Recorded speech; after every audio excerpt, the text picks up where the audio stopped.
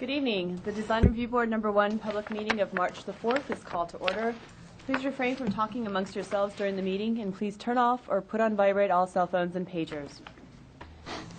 If you need to talk, please leave the meeting room. Anyone who wishes to speak, including applicants, is asked to completely fill out one of the speaker cards provided at the table by the front door and submit it to staff. You will be called to present a case or to speak on a specific item as desired.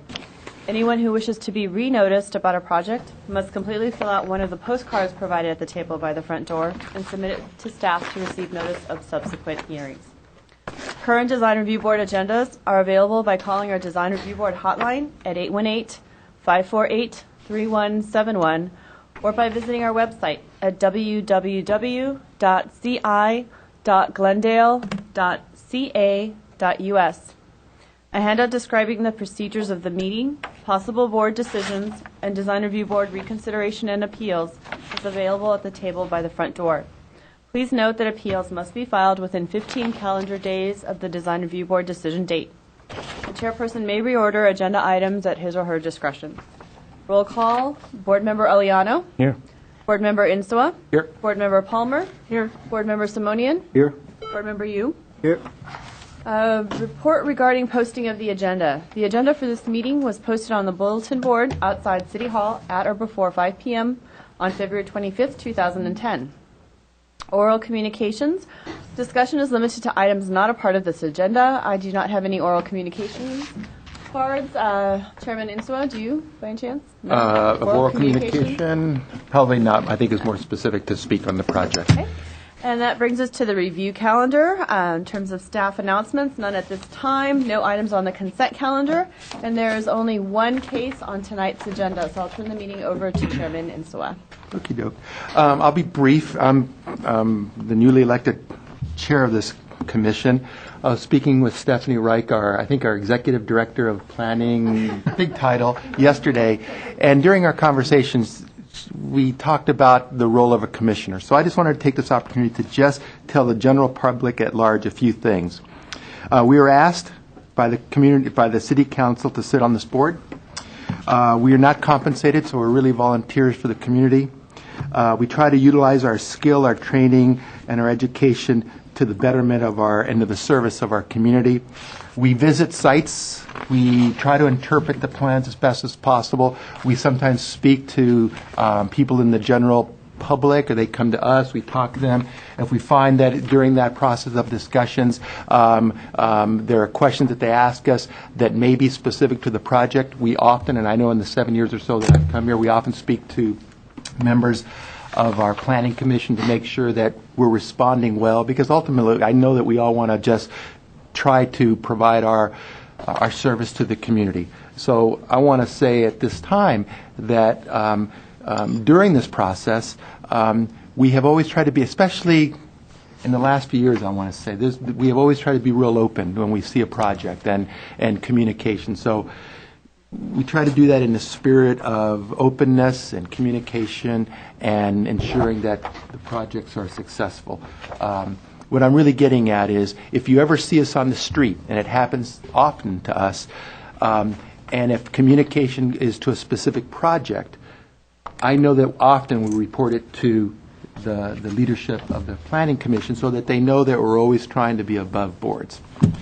Hopefully, if there's any questions, I don't want to be vague, but I want to say is I report everything. If I meet with someone and they have a question on a project that I'm looking at, I always try to tell staff, what do you think? Should I have... I want to get as we like to be very open in how we run our boards. Anyway, with that, let's begin. Hopefully I wasn't too vague. Okay, why don't we have staff presentation? Thank you, Mr. Chair, members of the board. The case before you tonight is 1-PDR 2009-81-A. This is a first-time submittal for final review. The project is located on 4 lots that total approximately 0.6 acres, and it's located at 327 and 331 Salem Street in City Parking Lot number 12. The site is zoned R1250 high-density residential, and there's a parking structure overlay zone on the 2 eastern side lots where the parking lot currently resides. The project involves development of a new 4-story, 36-unit affordable housing project, which also includes 4 live-work units, which would be classified as artist lofts. Those are along the front of the project along Salem Street. There are some three-story elements on, I believe, on three of the corners. As soon as I get down the presentation, I can point some of those out on the plans themselves. There's a total of 58 parking spaces provided in a two-level subterranean parking garage with access off of Salem Street. And on February 3rd, the applicant received approval from the planning hearing officer for a number of concessions and waivers under the state density bonus law, and those were for increased height, a number of stories, floor area ratio, front setback averaging, and for parking as well. They also received approval from Planning Commission for use variance for the 4 live-work units. Staff does support the project and recommends that the board approve the project with the 4 conditions that were included in the report. If I could approach the board and point out a few things. Thank you. Up here we have the first floor plan. You can see right here there's the 4 artist lots that are fronting along Salem Street. And each one of them will have direct access into the central courtyard, as well as access from Salem Street via these walkways. There's also a meandering walkway that goes up into this large open space area that's quasi-semi-public right there. There's a gate that runs across here that would separate this front open space area from the interior courtyard. It's flat roof. All the equipment's still located at kind of more away from, more in towards the central of the building, so it's less visible from the street. Here's a landscape plan that shows a number of trees. As part of the project, they had some oak trees on site which they were required to replace as part of the project, so they've placed those along the front here, and then they're replacing a number of the street trees along Salem as well. The elevations here. This is the south elevation, front of the building. These are the kind of the live-work units. You can see they have kind of larger storefronts for those. And then also here we have the west elevation. Along here is the north elevation, which is the rear of the building. And then over here is the east elevation. This one will currently face a parking lot. If you look at the aerial right here, there's an existing parking lot right here. This is the city parking lot that would be removed and built with the construction of the proposed project. These 2 houses here are, whoops, those aren't there anymore. That's the project, the site is vacated. This aerial shows the buildings are still being there.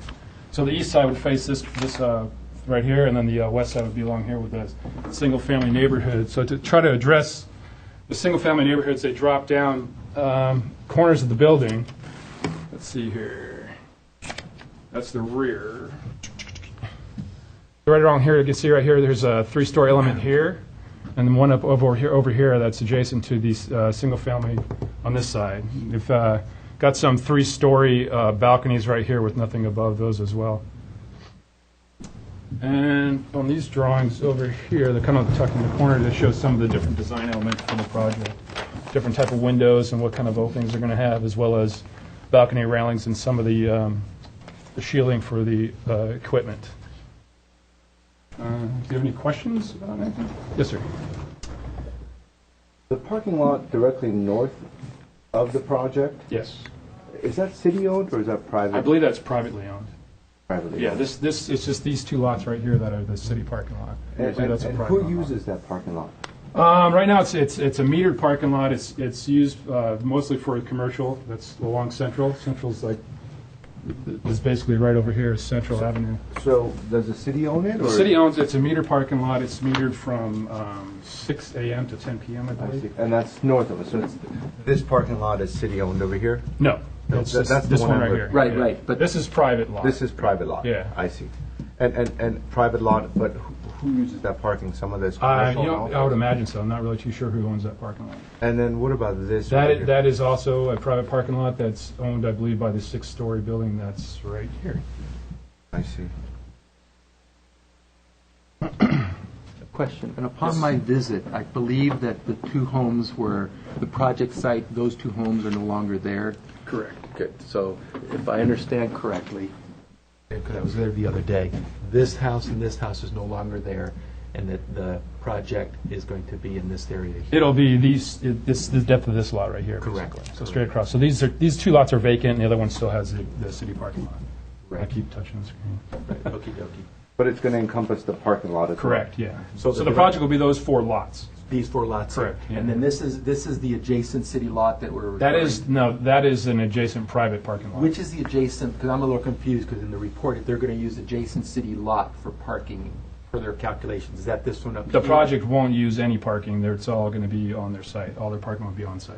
Oh, I'm a little confused. Didn't they have an approval to utilize city parking? And They had approval to remove the city parking lot and place the structure over the lot. Got it. Okay, that was the approval. Yeah. Okay. Thanks, perfect.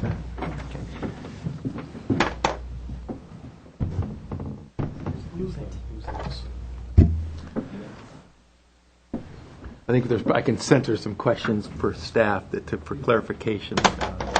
Is there any that we want to ask staff at this time that in the report? I'm getting clearer now on the scope of the project. So with the parking reduction that occurred at a separate hearing, did the parking get reduced for the live-work units or the residential units? Well, it's essentially the entire project. It falls under parking ratios for SB 1818, which is a state density bonus law. So the 4 live-work units are proposing to provide 2 spaces for each, one for the resident, one for guest. Okay. And the rest would be per the density bonus ordinance. So the 1-bedroom, I don't know if there's any 1-bedrooms in here. No? Let me see here, bear with me here a second. The 3-bedroom units would require 2 per space. 2 bedrooms require 2, and then the 4 bedrooms would be 2.5 spaces per unit. But each one, the live-work gets 2. Correct. Okay. Any other questions for staff that we have to help us understand? Is this a LEED certified building design? From my understanding, they're trying to go for LEED certification, yes. But as of right now? I don't know that the architect can speak more to that. Questions we asked the architect. Okay. Okay. All right. Thank you. Okay. Okay. Rodney, I presume that you probably want to be the first person to speak. Thank you. Your name and address, please, sir. Sure. Good evening, Chairman, Commissioners, City staff. My name is Rodney Kahn. My offices are located at 1111 North Brand Boulevard, Suite 403 here in the city of Glendale. As staff mentioned, this is a new affordable family rental housing project of 36 units. In fact, the last affordable family housing project that was done in the city of Glendale, with the city of Glendale as a partner, was done by ADI, which is the developer here this evening. And that was the 68-unit at the Algemac site on San Fernando Road in Glendale. For that project, 68 units, we had a little over 5,000 applications for those units. So to say we are in dire need of affordable housing is a significant understatement. A few things not related to design, but I think important for you guys to know, and then I'll turn it over to the architect. The funding for this project comes from the city of Glendale. Majority of it does. And it also comes from state tax credits. The state tax credits you compete with other projects in the state for. It's very desirable to get them because it adds a significant amount of financing for the project. This project scores very highly. The unit mix, the location, the on-site amenities, the off-site amenities. As you guys know from visiting the site, we're in very close proximity to the Central Business District, which has restaurants, retail shops, recreational amenities. We're also very close to public transportation, both Metro and the Glendale B line. So once again, this scores very well, which is a very good thing as it relates to the funding. Staff did mention we had a number of public hearings, or at least 2. We have you guys here this evening, and then we have one more before the Housing Authority on March the 23rd, and that is for our funding. And March the 25th, 2 days later, we have to submit our tax credit applications. And those applications are big notebooks that you fill out that you submit in. So as you can see, it's a very, very tight time frame. Last thing before I step back and sit down, we did do environmental analysis for this project, CEQA analysis. There were 2 studies that were done. One related to noise because of our proximity to Central Avenue, and there was no noise impacts as it relates for the project. The second related to parking, because there was much discussion related to the reduction in parking. We also worked very closely with the Traffic and Transportation Administration for that parking reduction. And as you can see from your presentation and from the notes, that component was approved. There was no appeal filed, and so we're moving forward with the project. I'll conclude my remarks, turn it over to our architect, unless you guys have any questions of me. Thank you very much. Okay. The next person, please, is Carlos Ovalle. If I hopefully spelled it properly, pronounced it, and your name and address. Ovalle. Ovalle. Carlos Ovalle, 3037 Golden Avenue in Long Beach. I'm the architect for the project.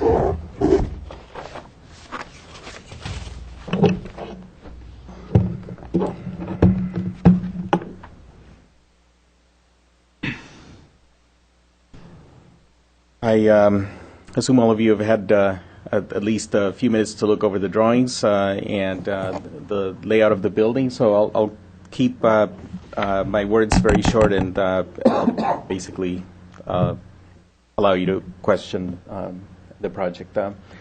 This is an overlay of the project on the aerial photograph, so you kind of get a better idea of the context. So as Rodney was and Eric were mentioning, we've taken over the city parking lot, which is here, and the two adjacent lots that the previous aerial photograph was showing houses that no longer exist. So obviously north is up, and this is the private parking lot. This is another private parking lot.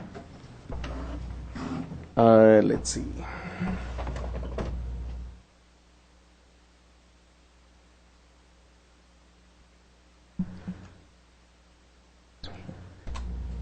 Technology.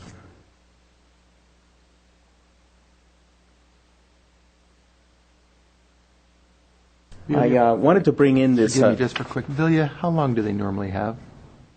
The applicant has 5 minutes, and so if you'd like, you're more than welcome to go ahead and add. Yeah, let's additional add time. some, because it's an important project of this type. Okay. Please take as much time as you need to fully develop the project images and the story and Okay, stuff behind all it. right. I wanted to bring in this three-dimensional model of the project so that we could get a better idea and of the massing of the project and the efforts that we went through with the assistance of city staff to attempt to break down the scale as much as possible. Obviously, we could have done just a simple box, but we had to comply with the parameters that we were limited to, the scale of the existing neighborhood and how to fit the program into a limited square footage. Let me just rotate the project around. We are now viewing the southwest corner of the project. This here we have limited the project to 3 stories high. This is the corner that is immediately adjacent to the main part of the existing residential building here. And as we rotate around, portions of the building are up to 4 stories, as this one, and then we drop back down to 3 stories. From there on the north side, the project sort of jumps up and down. Is there a way to dim the light that's shining on the?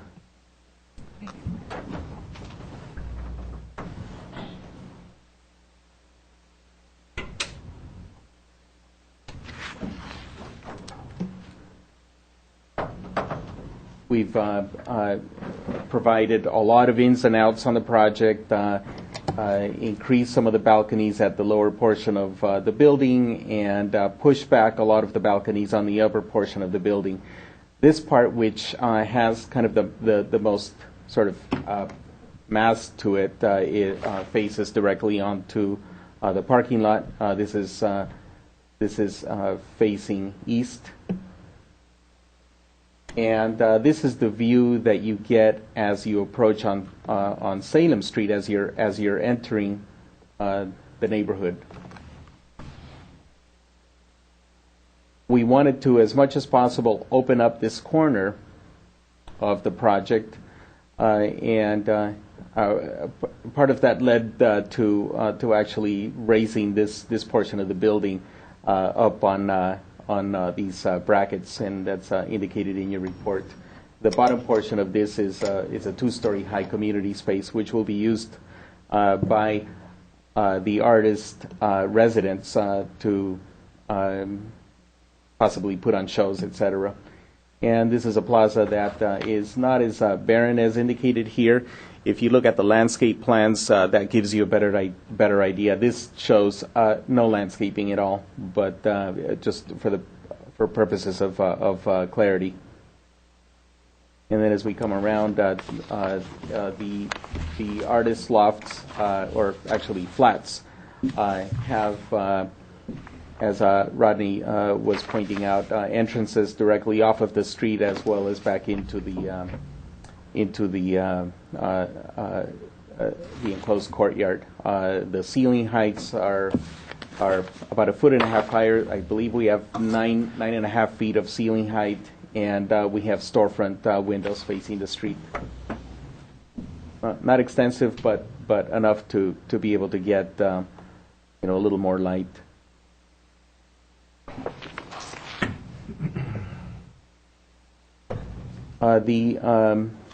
The roofs were kept flat in order to minimize.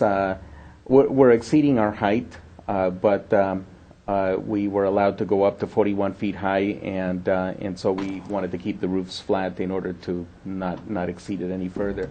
Once you go into the project, this is basically our security line, the fence that divides the more public part of the open space to the more private part of the open space, which is immediately on the other side of this fence, and our courtyard. And again, the courtyard is going to receive more landscaping. I mean, landscaping that is obviously not seen here. Our guardrails are all open in the public areas in order to kind of give a more of a feeling of openness, whereas in the private balconies, the guardrails have a translucent panel at the bottom in order to hide the kinds of things that people usually put in their balconies.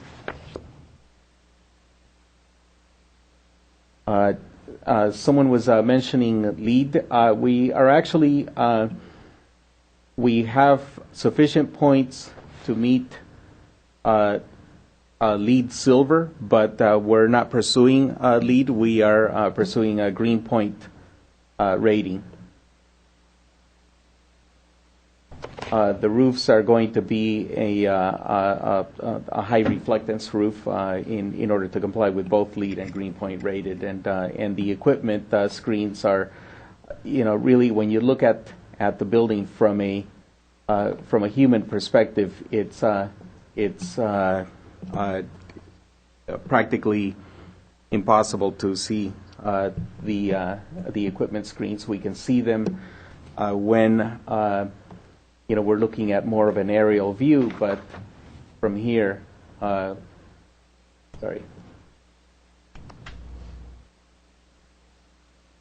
here we can't. This is even, right now I'm at about 20 feet above the ground, and you can see that everything is pretty well hidden. Our perimeter fence is a decorative concrete block. We intend to leave openings within the concrete block, a half a block opening, in order to allow the ivy that we're planting on our side of the fence to be able to grow and to cover the wall. think I would like to open it up for questions. Okay, good. Thank you. Good presentation. Any comments we have for the architect at this time? Yeah, I have a couple of questions. Number one is, are there going to be any solar panels involved in the design? No, no solar panels. Okay. The second question I had was in reference to this area of the common open space. Is this entire area to the north and to the west and to the east along the masonry wall the same level? Yes, it is. So all this is one level Yes, area. except that the north portion is not considered common open space. If you look at the drawing on your top left, way on the top left, the kind of orangey color indicates the areas that comply with the common open space. There you go, the one that you're looking at right there on the top. So those orange areas indicate the areas that are 200 square feet or greater, and I believe all of them are, and have a minimum dimension of 10 feet.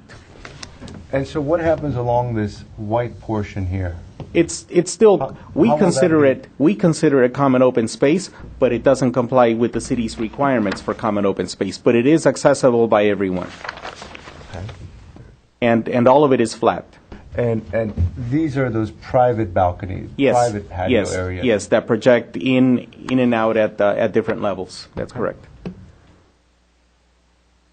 Which you can see on the drawing right immediately to your left there, and the one. In your 3D model, these were indicated as kind of open? Is that the Yes, case? there is actually a band of tubular steel that is very, very open, and it's used as a demarcation between the artist lofts and the artist flats and the apartments above. You can see, I think, a little clearer picture on the board on over on your right, if you were to kind of on the top one, the one immediately underneath where it says Central City Lights underneath the title, way up on top. The top right hand board, the top left sketch on there. This one. There you go. So that one is very open. Now, on top of that is overlaid another system of canopies that are screened canopies that are approximately 50% open, and so those provide a more a tighter spacing, and they're one is more visual, the other one is for shade, and the shade ones are the ones that are located typically at the entries to the artist flats. To demarcate the entry, and they're also used at the upper floors on the balconies. Thank you. I have a question. You seem to have two forms of materials in the ground plane. Could you elaborate as to what those materials are? Yes. Within the courtyard and in the balconies and in the bridges, we have a cementitious coating that goes by the name of Life Deck, and it's a material that not only provides waterproofing, but provides fire rating, and it can be treated in a number of ways. Our intention is to stamp it, and so when you look at it, it gives the appearance of slate, and I believe we have a sample of that on the color board. That would be one color? For now, yes.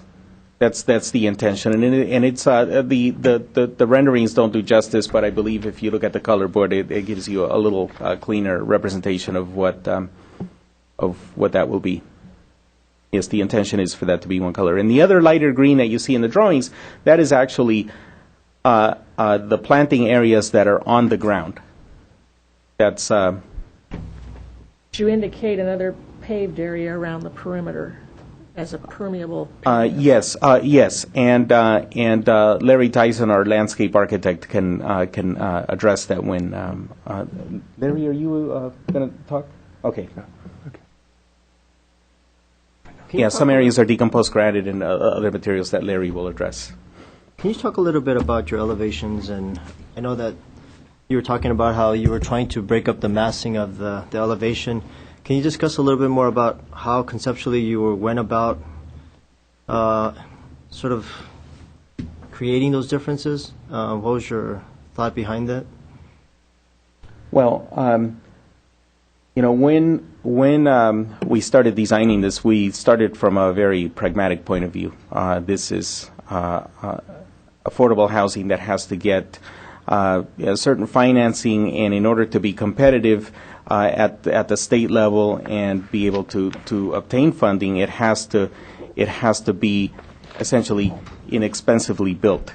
And so we in fact started out by designing at the unit level and making our units as efficient as possible within the space requirements, looking at things like furnishings and circulation patterns within the units. From that, we pulled out and started looking at how we fit these units within the site, and then essentially it was a simple process of extruding up and then dressing it up.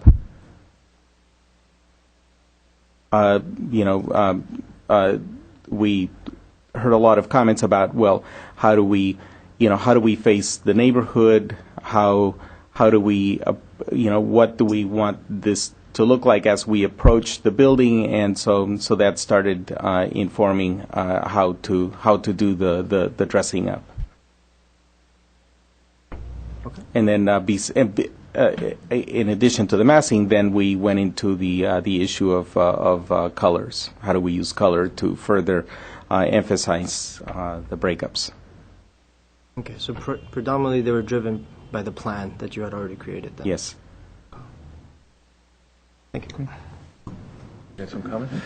Yes, and it really focuses on the elevations as well as you were just discussing. So are these elevations in, for example, this portion, is all this in one plane? That is, yes. And we have a couple of instances where we have a color in a plane. What you are pointing at is one of the. It's actually the main example of that, but the volume immediately to the left of that, the green part. The parts with the, yes, those have the color that you see there is on the same plane with the exception of those little eyebrows that are on top of the windows. And it's all the same material? Yes, it's all smooth stucco, otherwise called steel trowel stucco. The canopies are all metal. These are metal? Yes. Painted metal? Painted. Oh. Those are shop fabricated and brought on. And these areas, are they metal cladding or? No. It's that's also stucco. I have no more questions. Okay.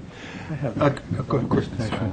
You mentioned the stucco is a steel trowel. Yes. So it's steel trowel, and then it gets painted the colors that you selected, yes. Right? Yes. And then what about? I have actually two other questions.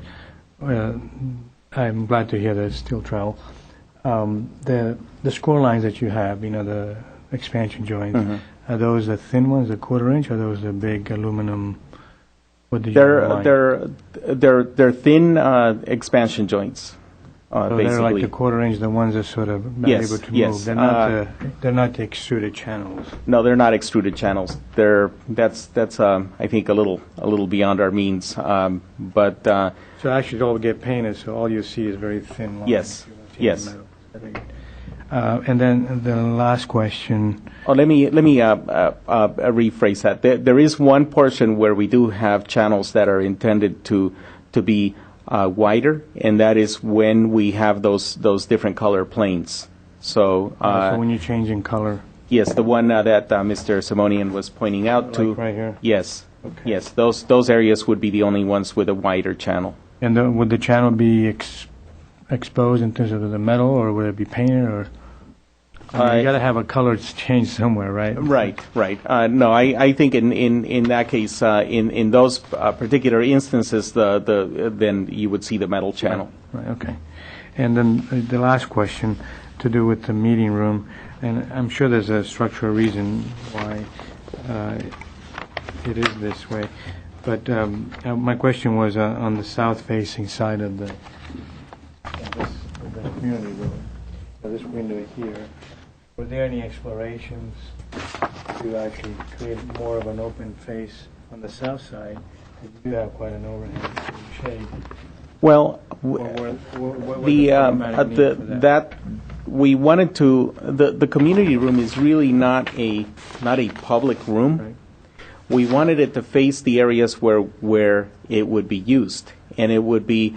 And there are two outdoor areas where we envision the activities spilling out into the kind of the main plaza. Mm-hmm. Whenever there is an activity related to the artists. So, for example, they could have an exhibit in that plaza, and that exhibit could meander into the community room. Or if there is a private gathering for residents, say a birthday party, then it would open up towards the east side. Okay. And into, basically private area. Okay. So it's really a programmatic. Yes, it is. Result, not programmatic a response. Okay. Okay. Okay. I have a question, an opportunity actually for you. Although this project is not pursuing LEED, but it's pursuing agreed points program, but as a LEED accredited architect, there's a component to it of education. Yes. So since you're on television, and we're always trying to inform the general public about the benefits of sustainability, please provide us an opportunity to describe some of the key components of this project with respect to sustainability. In other words, help us understand, because people out there don't know what it means, and I think all of us as professional leads have an opportunity. So here's your opportunity to tell us what are the key components of this performance. Yeah, actually, if you look at the information sheet that was provided in the packet, I believe it's the second drawing.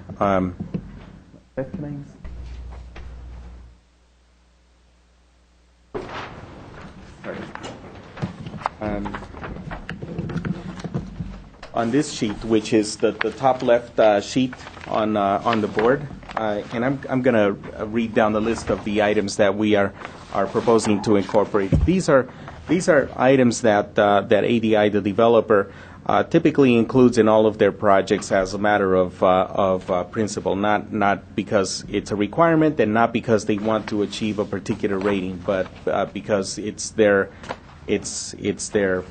part of their mission statement, if you will. We are using low VOC paint. We're using carpet with recycled content. All the insulation is formaldehyde-free, and in fact, we're everything that typically contains formaldehyde, we're cutting down on. Water-saving fixtures that are in addition to what's required in the state of California, in the kitchens and bathrooms. Fluorescent lighting for at least 75% of total lighting. In fact, what we end up providing is frequently much more than that. Double glazed windows with low E. The windows are vinyl and provide a tremendous amount of insulation, actually. Diversion of at least 50% of construction waste. I'm not sure what the city's requirements are, but this is something we typically do. What does that mean? Elaborate a little bit on that one. The construction waste, all the excess wood, for example, that is when you cut studs in the field, where does all that stuff go? Typically, all that wood, obviously, in a wood frame project, a project like this ends up with bins full of wood scraps, and all of that goes into landfills. and instead we divert that for recycling. And so it turns into your paper towels, it turns into your mulch. Is that something you guys have incorporated into the general notes and specifications for the general contractor? Yes, Okay. absolutely. Okay. Absolutely. And that and all the other materials that typically get used. Use of air conditioning units with at least 13 SEER, so they're very high efficiency. Also, high efficiency condensing boiler. We have, instead of a water heater for every unit, we have a central boiler that is very high efficiency with recirculating pumps, so that people turn on their tap, they get hot water instantly, and it's very high efficiency. So there's very little waste, much more efficient than people have in a typical single family home. Use of bathroom fans in all bathrooms that exhaust to the outdoor, and equipped with a humidistat sensor or timer. And so, in other words, the fan comes on when it detects a certain amount of moisture in the air, preventing the buildup of mildew and addressing issues, that can affect people with allergies. Use of high efficiency toilets, again, that's a water saving feature. Roofing membrane will be high albedo single ply thermoplastic, and that's the roof that I was talking about. It reflects heat back up into the atmosphere as opposed to absorbing it. It cuts down on discomfort, and it cuts down on the use of air conditioning for the units. And then Mr. Tyson will talk about the use of plants that are drought tolerant. Excellent. Good education for the general public. Any more questions or anything? Okay. You just have one small trash location for the entire project? Yes, we have currently. Yes, that's right. There's a trash room that I believe holds 2 trash bins, and that gets rotated periodically, and the collection will be addressed through a waste management plan that we typically provide during the development of the construction drawings. Will there be separation of trash and recyclables also as part of There the will be program? There will be a room established for recycling, although that room hasn't been identified in the plans. More than likely, it is a room that is located immediately adjacent to the driveway as you go down. In fact, I think it's in our plans. The second drawing from the top on the left, as you go down the driveway, which is the darker rectangle, immediately to the left of that is a room called storage. That is a bulk storage room, so that when people move out and they have an old couch, or if we have recyclables and things like that, that's where it goes. So it's easily accessible and it's out of sight. Okay. Any other questions? Thank you, sir. Actually, one last question. It just occurred to me. The artist lofts, which are on the ground level, the entry is all from the courtyard, right? There's no entry. There's 2 entries. Yeah, one is off of the courtyard, and the other one is directly off of the street. Oh, I see it here. Okay, because I was looking at the elevator. So there is actually, and is that an actual entry, or is it more of? Yes, it's an actual. People can actually actual come door. in either way. Yeah, perfect. Somebody can come up and ring your doorbell. Great, thank you. I see it. Okay. Thank you, sir. for clarifying that. Okay. Next person to speak is Mr. Larry Tyson, a landscape architect on a project. Thank you. Good evening, Commissioners. My name is Larry Tyson. I'm the landscape architect on the project. It's always interesting working with ADI. I've been working with them almost 30 years now, and I think they always produce a quality project in whatever city they're working in. I'm glad to have them here in Glendale. As part of my design, I've tried to provide enhanced variety of flexible spaces, providing different experiences. We have a private courtyard in the back. We have the plaza, which Carlos mentioned in the front, which is open to the community. There's no fencing in the front. We have trees, but the lawn area slopes up into the plaza, so it's a welcome area the public can use. The private fencing is in the back. by the manager's office so they can control access to the units. We also have provided, it's hard to see when they've rendered my plan, you can see it better in the black and white landscape plan. I have semi-private garden areas in front of the artist lofts with a variety of drought-tolerant plants. And we also have 3 types of paving material. We have the 12 by 12 scored elastomeric material on slab. Any of the areas that are on natural grade will have interlocking cast stone pavers on a sand base. We also have several areas in the front, particularly in these garden areas for the artists, that are going to be composed granite to facilitate water going into the percolating into the soil. We also have a tot lot in the back in the private area. We have a bike rack in the front that the public can use. I've used basically 5 major type of trees here. The city has required that we take out the 2 existing fairly sickly camphor trees in the front and replace them with 6 Chinese pistache trees, which are shown. We also had to take out the 2 coast live oaks and replace them with 5 coast live oaks, which are in the big areas between the street trees and the artist lofts. That's one of the reasons we have decomposed granite underneath. We have crepe myrtles along the north side where we actually have 3 power poles, so we had to have a tree type that wouldn't grow up into the power poles. We have podocarpus, which are used as screen planting or hedge on the east and the west sides. Ficus benjamina as the major trees in the courtyards. Queen palms defining the driveway in the front entrance. And also a variety of drought-tolerant plants, which are shown on the sample board. There's a sample board with plant types, site furnishings.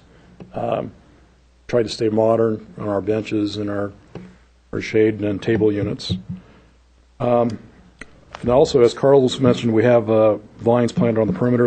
It's not ivy, it's actually creeping fig, Ficus pumila. Other than that, that's what I wanted to say, unless you have any questions. Thank you, sir. Any questions? I had only one question. The tree that's located right in front of this piece right here, which is... That's a crepe myrtle tree. So that's a fairly small tree, so it won't take away from... It shouldn't grow any higher than the bottom of that. She's giving me the eye, but usually they'll max out about 18 or 20 feet.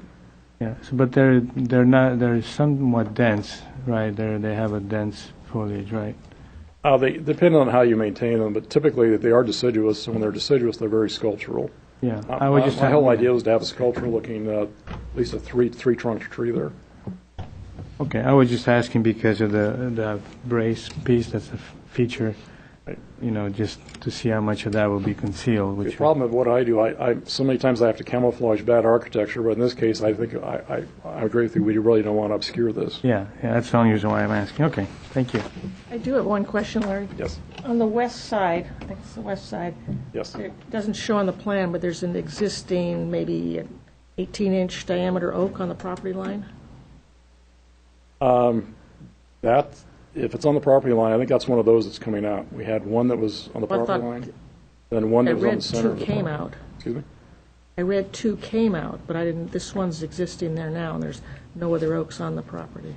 Other come out. The 2 that are there will be removed. They haven't been removed. They will be, yeah, because I brought that up in my original site survey too, but that will be coming out. I misunderstood what was written. Tyson, it looks like this part of the development and this part is up on the structural podium. Yes. These planters, which look like they have shrubs and this tree, they're going to be above the podium. They'll be raised. There's a combination of a 2-foot-high planters for the shrubs and 3-foot-high planters for the trees. So this will have a 2-foot-high planter. And that's where we're going to be putting these cast kind of cantilevered benches on the lower right. They'll be going right up against the walls. These guys right here? No, the one further down, that one, yeah. Okay. Thank you, sir. Okay. How will those benches get used? They're going to be cantilevered, I guess, adjacent to the planter, so the planter will be here, and this butts it against it. I'll ask more questions. Okay, let's move on. Next person that requesting to speak is Ms. Ashley Gregorian. Please, is that possible? But Oh, it's good that the person this is really an informal setting in which you can ask your own questions. You don't feel comfortable in speaking. It's not really practical for us to give it to someone else. It's really an opportunity for the community at large to speak. Okay, in that case, go ahead, ma'am. 3 minutes, correct? Okay, so who would you like to have speak for you, ma'am? Wait, I'm sorry. We're having this discussion. Okay, right. Okay, thank you, We ma'am. need to have it recorded. All right, right. so- Thank you, ma'am. Yes. All right, so no, you're not requesting to speak. Okay. How about Mr. Horvik Agorian? So you'll have a total of about 5 or 6 minutes, sir. Let's make it 5. We normally get 3. Okay, let's do it 5. I think that should be enough. Of course. Thank you for helping me.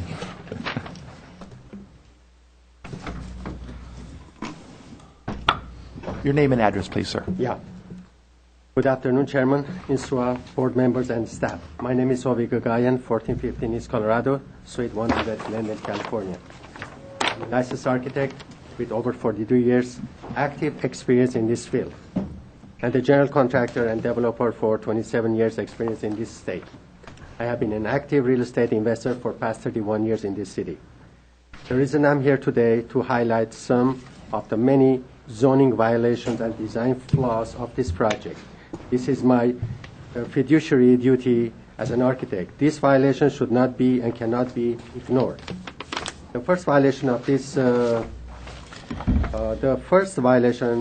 the Glendale Municipal Code, Section 30.44.130C, open space and landscaping. The additional open space requirement for this project underestimated according to project design, page 01, title project information. The additional open space required is 1,900 square feet, and 1,910 square feet is provided. This is an incorrect calculation. The additional open space formula requires that the width of the property be used. The developer has conveniently based his calculation not on the width of the property, which is 200 feet, but rather has used the depth of the property, which is much less, as 139.7 inches.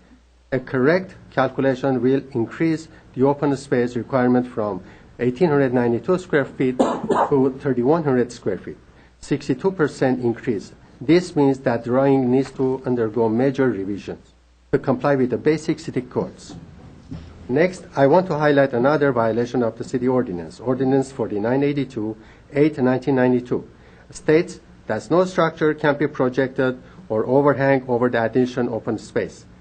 Second, third, and the fourth floors may not project into any additional open space and shall be proportionally stepped back from said area, and minimum of 3 feet the second floor, 6 feet for the third floor, and most probably 9 feet for the fourth floor. To meet this ordinance, 117 feet from the first floor, 400 square feet from the second floor, 724 square feet from the third floor, and 732 square feet from the fourth floor will need to be reduced for the total reduction of 1,973 square feet. In fact, if the correct additional open space requirement of 3,100 square feet used, the building will need to downsize by 7,000 square feet. This averages out to be about 9 two-bedroom, 1 unit. I have attached the proposed schematic drawings A to E. Now, to address the third violation, the architect and the developer have filed a variance with the Zoning and Planning Commission to add a 4th story to this project. The way the plans are right now, additional height is required to accommodate the elevator. This would increase the height of the building over 50 to 51 feet, not 41 feet. It is not allowed to by the filing variance, and conveniently, there are also no detailed drawings for this additional height in the plans. The architect has, however, added another 10 feet to some of his renderings, suggesting the presence of the height violation. I got a copy of that. Let me explain why additional height is required for this project. An elevator shaft, hoist shaft, and Staircase, approximately 310 square feet, are needed to reach to the elevator machine room. These requirements automatically increase the height of the building. The way the plan for this project stands, a roof hatch would have to be provided to access to the roof and the machine room, and this is not permitted because of the elevator technician safety access issues. Specifically, let me highlight the above point by reviewing with all of you some points for elevator operation system and the most of the additional space and height they would require. Synergy machine roomless needs 16-foot 4 clear space above living floor. Hydraulic system needs 14-foot 5 inches above last living floor. Traction system needs 10-foot over roof framing. Two of the above options require an additional 10-foot height above the roof level. This point is vague in the plans and need to be addressed specifically. Point 4 is safety issue. The project sub-parking access driveway is 20 feet wide and 80 feet long. This is too long and too narrow for 58 parking spaces, especially for the two-way traffic. It is my recommendation to make the safe for the resident and the resident and provide 10 feet in and 10 feet out with a minimum of 36 inches median in between. Also, the driveway side walls, east and west, are massive, creating 72 inches drop. To prevent this, this creates danger to the resident and the public. I recommend that the architect thinks about solving this safety issue. Sir, if you don't mind, please plan on wrapping it up shortly. It's only one. Of course. Lastly, the colors used in this project are flashy and not suitable for this area on a narrow and substandard strip. I recommended using earth tone colors. The building is also too massive and does not have the residential look. It is more of a commercial and institutional feel. It has a cheap appearance and much more. I'm willing to answer any question that you may have in regards to my comments. In summary, this project has good intention, but it violates multiple city zoning, multiple codes, and urge that the project be rejected until all the code violations are addressed appropriately. Thank you for your time, and God bless you. Thank you, sir. We have a sir. Would you mind, sir? We have a question or comment. You raised 5 points, and it seems that point 4 and 5, with 4 being the driveway being narrow, and 5 the colors being flashy, are somewhat subjective. And then you named items 1, 2, and 3, which are more objective and could easily be questioned and whatnot. So item number 1 that you stated was the open space calculation. And open space is... It's an additional open space. Additional open space. So the section that you're referring to is if a site is wider than a certain width, additional open space? Normally, the zoning is 1250. In a zoning of 1250, normally, without having, if you divide the 1250, you're going to get almost 14, 15 units, maybe more. Mm-hmm. But if you go to the maximum, city is asking you to provide additional open space. That additional open space, your lot has to be over 90 feet wide. Mm-hmm. Then, in that case, if this is a 200 feet wide property, minus 90 feet wide, it gives you 110. Mm-hmm. 110 by the code divided by 20. It gives you 2,200 square feet. Then, plus that you have to add another 900 square feet. It gives you 3,100 square feet additional open space.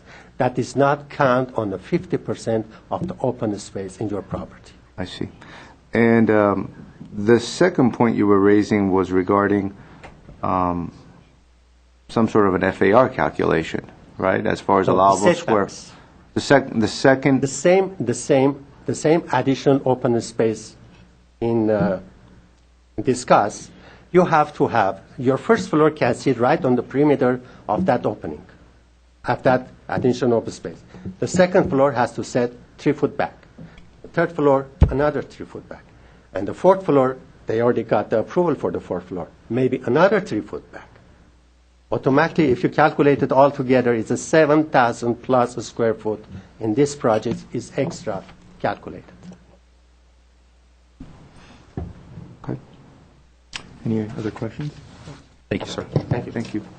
Okay. How about Eric Manakian? Your name and address, please, sir. Hi, good evening, Mr. Chair and Council.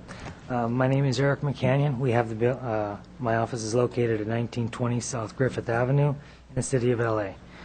Canyon Enterprises has owned and operated 229 North Central since 1979. It's the six-story Sir, building. would you mind speaking a little louder or put the microphone a little closer? I'm getting All right. that we're not picking you up. Thank you, sir. It's the six-story building that's adjacent to this, along with the long parking that runs along the alley. Excuse me. We've been through the good and bad times in Glendale and have a crystal clear vision of the area being discussed. Parking has and continues to be a problem in the area. The proposed project would only further aggravate the existing issues. The environmental impact document has no negative impacts, and that is completely false. The elimination of the parking lot on Central and Wilson, which is on the other side of Central, that's going to be the Hyatt. And now we have the elimination of Lot 12. This will negatively impact all the businesses in the surrounding area. I have to ask, where were all the patrons of these businesses parked? Because street parking on Salem Street is inadequate. The council briefly discussed the new hours and fees during the work-live hearing and how that would affect a normal resident in the area. However, the surrounding businesses have not been addressed, and I feel that these are the most that are impacted. The new parking hours and fees are having an effect on privately owned parking lots that has not even been realized at this time. Is the city of Glendale okay with being the primary cause of encroachment on private parking lots? Because between the changes and the elimination of parking lots, the issues will only get worse. We have no objection to affordable housing in the city if it did not come at the price of losing public parking. If this project was proposed on 4 residential lots on Salem Street and the public parking was not affected, this would not be an issue. I believe in the council and the planning department in regards to the layout of the city and the public and business needs. However, not at the expense of public parking. If the council and planning department looked at how the area is laid out, it would be hard to realize what a mistake this would be to do now. The city already owns a part of the area that is being discussed. I ask the council to look at the big picture and look to the future during these tough economic times. This would be so much more than this proposed project. Please do not sell Lot 12. Thank you, sir. And our last speaker is Seda Ajanian. Thank you very much, ma'am. Okay, we have a couple minutes of rebuttal from the submittal team. Yes. Would you like it to be Mr. Khan, the architect? Very good. Mr. Khan, you have how long? 3 minutes Three typically, minutes. but you're welcome to. 3 minutes, address more or it. less, Mr. Khan. Okay, I'll keep it within that. Once again, Rodney Kahn. In terms of the speakers that have spoken, these were the same speakers that spoke and said the same things at our zoning hearing. They said the same things at our Planning Commission use variance, and now we hear the same thing here this evening. So these comments have been addressed.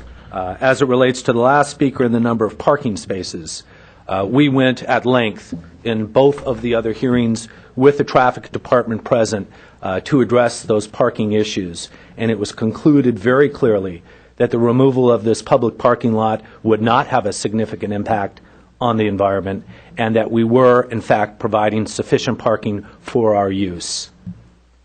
As it relates to some of the other items, and I'll try to briefly address them within a couple more minutes, I think, Mr. Simonian, as you pointed out, color is very subjective. So our architect put forth a color palette for your review. If you think it's good, great. If you'd like to see it changed, just let us know. As it relates to the driveway and the width of the driveway and the length of the driveway and the subterranean parking, all of that has been reviewed and approved by professional traffic engineers, the city's traffic engineers, and private traffic engineers. So I'm not sure of the gentleman's background, if he's a traffic engineer or not, but these professional folks have reviewed and approved this. As it relates to the additional open space, once again, that battle cry has been stated at our previous hearings as well. So what we did as a result of that comment was we sat down with city staff. They pulled in people that specialize this, Howard Malis from zoning, some of the other folks, to go over this, to clearly show we do meet city code as it relates to additional open space. So this talk about we don't, or if you look at it from a different perspective, I have no idea what perspective he's looking at it from, but we look at it from the city's perspective as it relates to codes. They clearly say we meet it, we meet it. We leave it at that. Anyway, that concludes my remarks. Thank you for listening to my comments. Very good, sir. Any comments from Mr. Khan? Thank you, sir. Thank you. Okay. Not having any more speaker requests and stuff, I will close the public session of the DRB meeting. Yes. I have a question. Of course. And this question is really, I guess, for staff. The setback comment that was made, setback on the front side is 20 feet on the ground level, minimum an average of 23, I believe.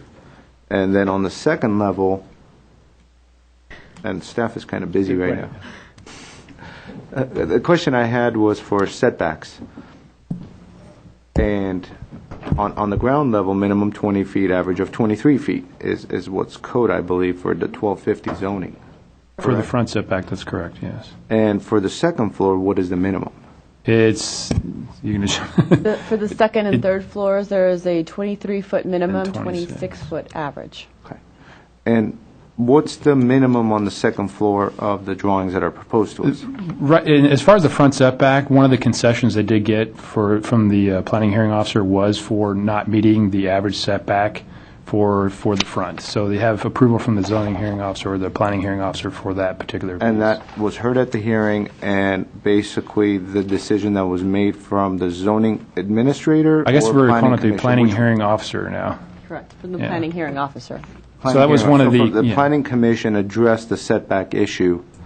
Not the planning commission, it was the planning hearing officer. That was part of their requested concessions and waivers from the zoning code under SB 1818. So they got approval to essentially just do the 20-foot setback in the front without meeting the minimums and averages for the other floors.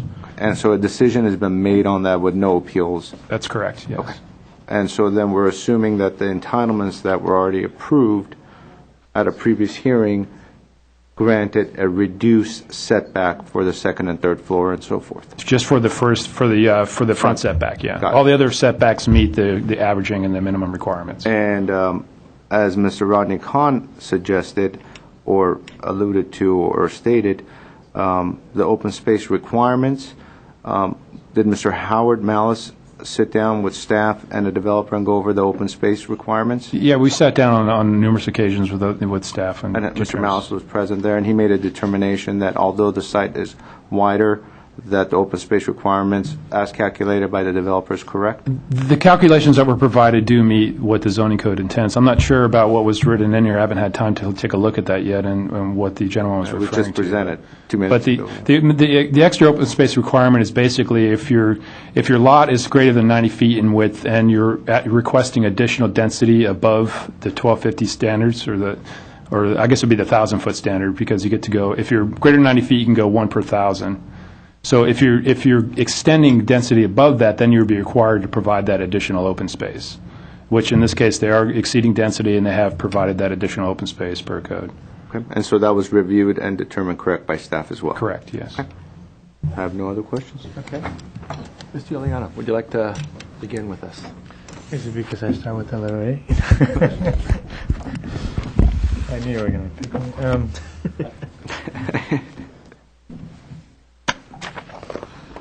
Hopefully we can have a discussion, and maybe I'll get a chance to interject later.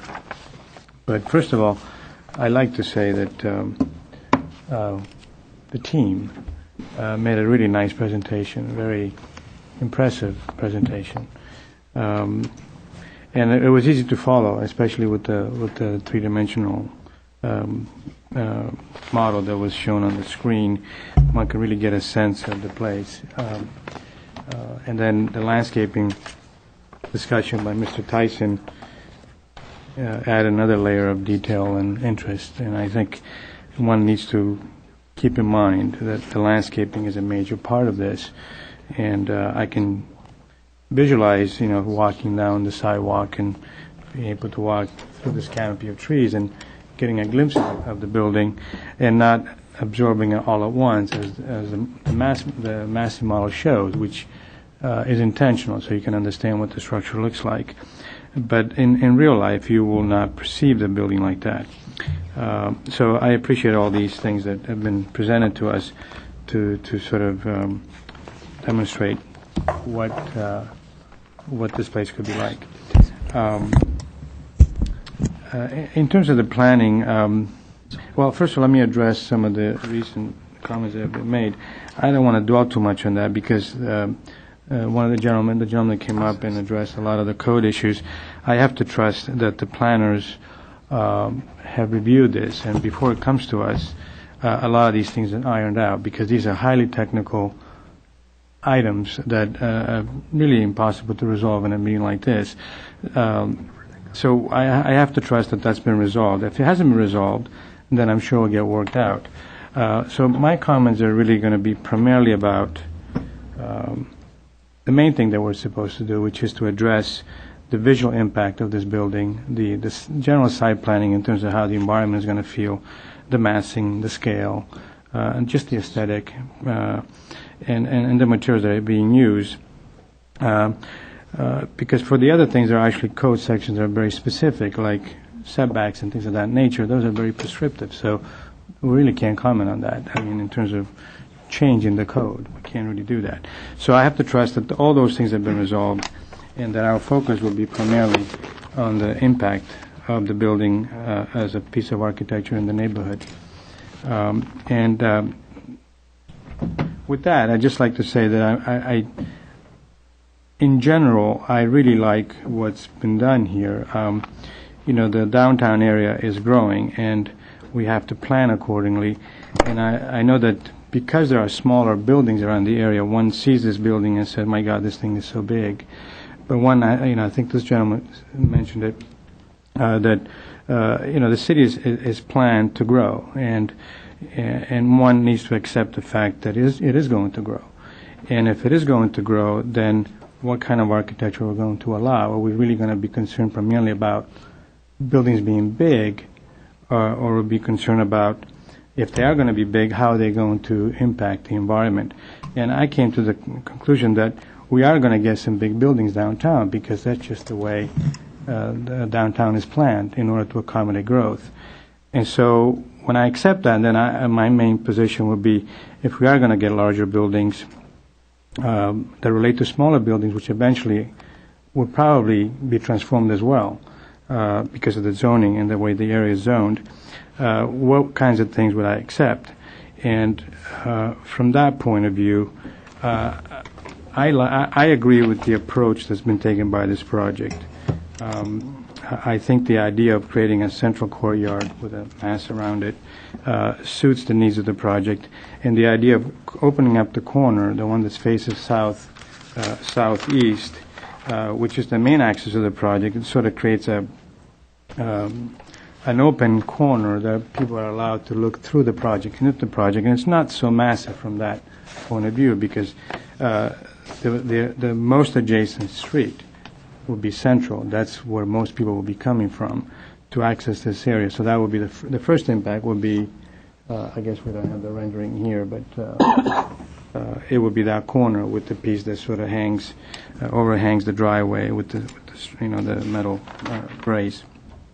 And to me, I think, for an affordable housing project, there are a lot of really interesting twists that the team has taken here to sort of say that we can afford this, but we don't have to make it dull. It can be an interesting place to be. And I understand the nature of housing because you can't really accommodate a certain amount of units if you start moving things too much around. In other words, the architect talked about how they started where they come up with the unit. They basically work from the way inward, from the inside outward, which is really, to me, the right approach when it comes to housing, because you got to get the right unit first before you start embellishing the exterior. And so the idea of stacking, once you get the units and the types of units that you want, then you arrange them to create the massing that fits the area. And I think that's what's happened here. I think the work is very sensitive. It's been done very well. And I don't really have any serious concerns. Yeah, there are things that I could probably comment on, but it's not really necessary because the project is at a point where the team, to me, I feel comfortable that this is going to be carried through correctly, just by what I see. As far as the actual aesthetic, the colors and things like that, at first glance you say, my God, the rendering, it's an abstraction, obviously. It's not going to be that bright because these are really the colors right here. And I think when I look at these colors, I say these are really quite nice.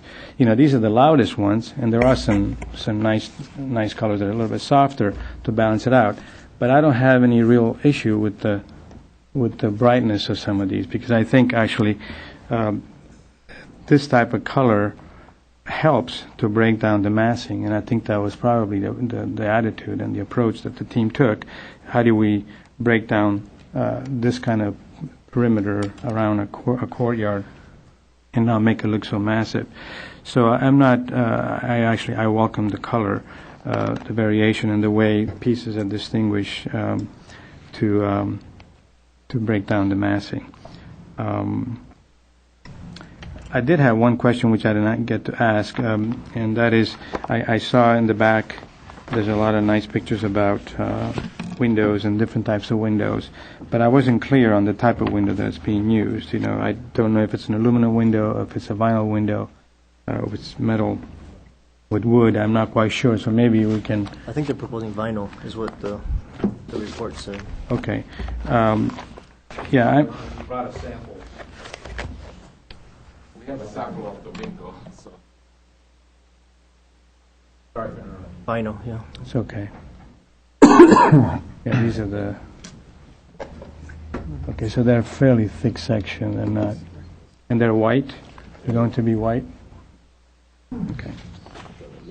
You could leave it there, right in front of the podium. Great. That way Well, everybody can see I can understand why you would use vinyl, because it is low-income housing. I'm not a big fan of vinyl windows, but I can understand why you would do that here.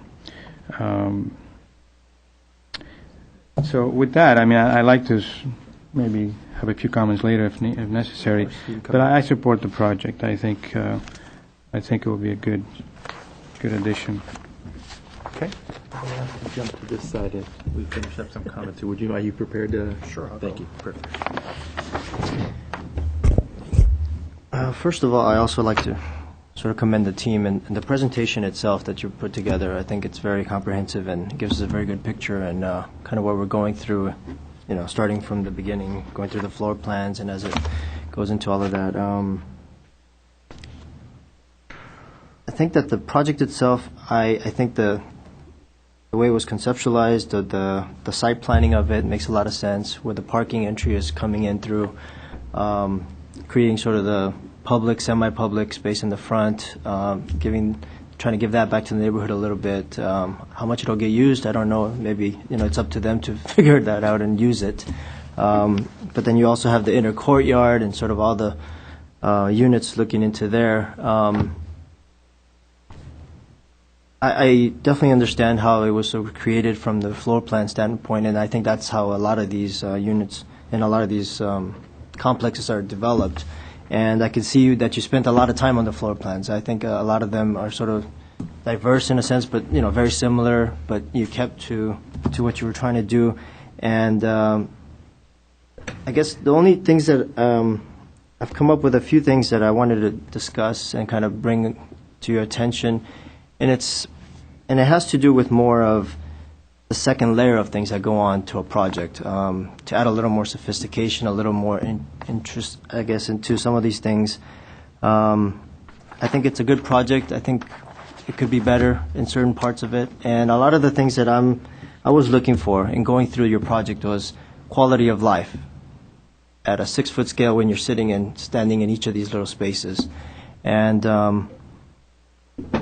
I guess I'll start with sort of an overall look at all of your elevations.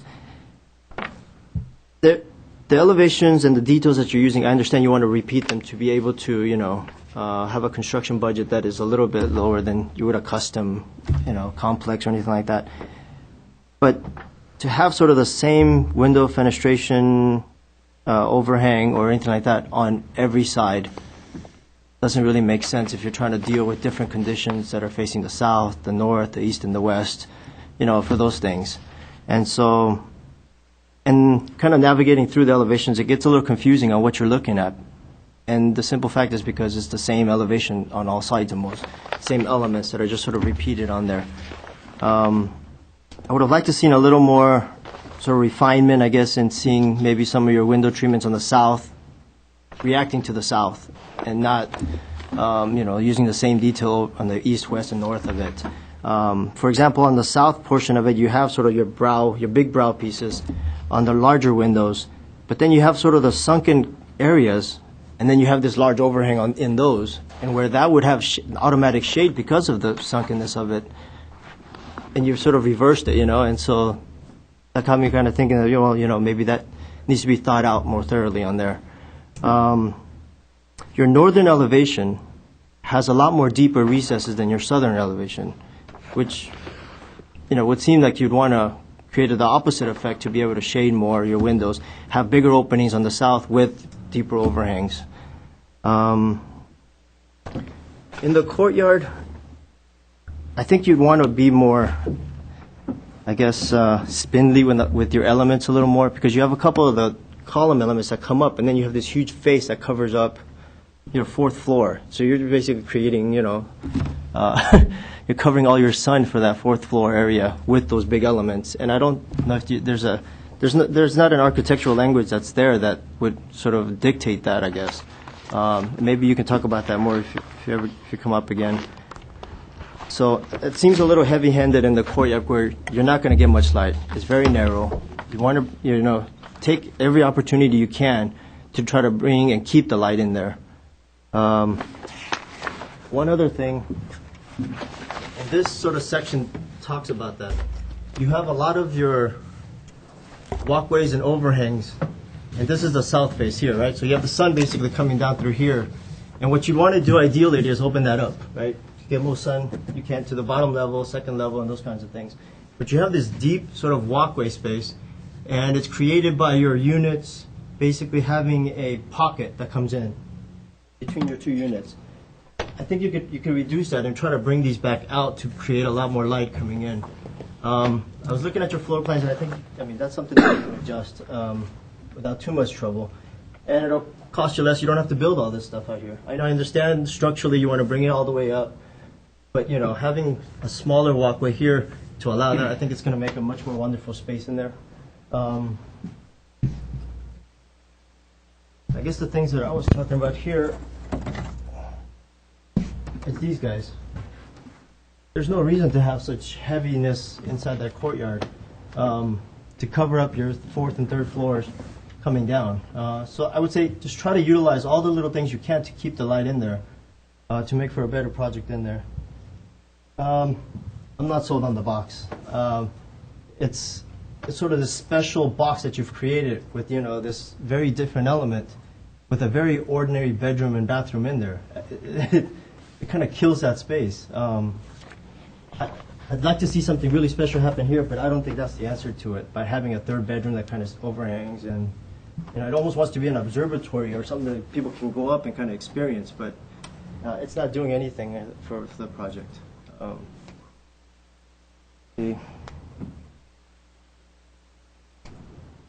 Maybe those are the things we could discuss as well too. But I think the project is there. You put so much time into it. It's the massing is there. The floor plans are all there. I would just say just that extra layer of sort of going through each walkway like you would if you were already living there. And say what can I do here? What can I do there? Simple things before you get into construction documents. And it becomes very expensive to fix. So those would be my recommendations. I I agree with the previous comments, and I do have some concern with the courtyard, other than what Mr. Yu said. You have the brilliant colors on the exteriors, and the interior courtyard area appears to have two colors, two bland colors. And this is where everybody's going to be living and associating, and with a 30-foot by 100-foot wide corridor, it's not an inviting space. And in that space, because I'm assuming you're over the parking structure, it's limited the size of plant materials. So we basically have two trees in that entire courtyard, and they're two 10-foot tall trees with 4-story buildings. So I think there should be some consideration and investigation as to what you could do, maybe bringing some of those bright colors inside and possibly structuring the planters to accommodate some larger trees. And I also think that perimeter planting, you don't have much space to do that planting, but I don't think there has been enough attention to address the neighborhood. For instance, on the west side, there's a little bungalow, 1-story bungalow, and there's a row of 8-foot shrubs between a 4-foot building and a little bungalow. I think there needs to be some sensitivity with what is in the neighboring area. I think the trees in front work well. They say there's not a lot of room around the perimeter, but if there's nothing there over 24-inch box, it's going to be 8 to 10 feet tall. So maybe a little money could be spent on increasing the sizes of some of the trees and changing the colors a little bit in the interior. And what else did I have here? I think, Larry, you would consider changing that palm tree. It's not a drought-tolerant tree, so maybe come up with something else with that tall, linear look. And I think that addresses my concerns. Thank you, Ms. Palmer. Onion, you want to add a little bit? Yeah, I also want to start off by really complimenting the design team on a very successful and nice design package, both the landscape architect and the architect. It's refreshing to get a multi-family, multi-story project that really takes the time and provides interior elevations as well. And besides that, provides so much detail as to the amenities of the common space and to really come up here with a three-dimensional model. And so we appreciate that. And I just wanted to really start off and emphasize that, because as design professionals and architects, we spend a lot of time doing these things, and they should be appreciated and brought to light. So the architect and landscape architect, I commend your efforts. I want to start off by really explaining my viewpoint and where I start when I start analyzing these projects, in that where is it located and how close is it to the downtown area. And that is my first step always in assessing these designs, to see if they're compatible with the neighborhood and so forth. And we have a lot of R1250 zoning in the city. We have it in South Glendale, we have it in North Glendale, and we have it around the CBD, around the downtown area. And designs that are proposed and designs that are built and that are entitled and approved in let's say the northern part of Glendale, which might be on a very residential street such as Stalker, Columbus, Dryden, and those parts of the city north of Glen Oaks, should be treated differently than a project that's right next to the CBD, such as this. And so the different hearing bodies in the city that have already heard and approved the setback deviances and the open space matters and so forth have really looked at it from that point of view. And so I do really appreciate that architect that came up and provided us with all that viewpoints. And I could see that you've taken a tremendous amount of time to put that package together. And I'm glad you brought it up. And we, as far as this hearing is concerned, staff already commented on that. They were dealt with at other hearings. So we're not. Our job is not to dwell on those points because they were already approved at prior hearings and so forth. So we're going to really focus in on the design aspects, which is mass and scale and so forth. And the building as proposed, the mass and the scale of it, I believe will fit in much better in the next 10 years and 15 years. And that is the intent, and that is why the city went through and planning went through and did the forward planning of the downtown area, because we do anticipate these kind of buildings coming in. And if the economy was good, we would have a lot more of this kind of stuff happening on Central, because there are some larger projects that are entitled on Central. You know, as you travel north from Wilson all the way up to the freeway, there's some massive residential buildings that are entitled, not built because of the economic environment, however, they will be built. So this building, based on some of the comments that were made by the public, seems out of proportion at the moment. But when we look at these projects, we look at it on a long-term basis, and that's the way the city analyzes projects, is you look at it as a 10-year, 20-year, 30-year cycle. And so the massing of it is appropriate.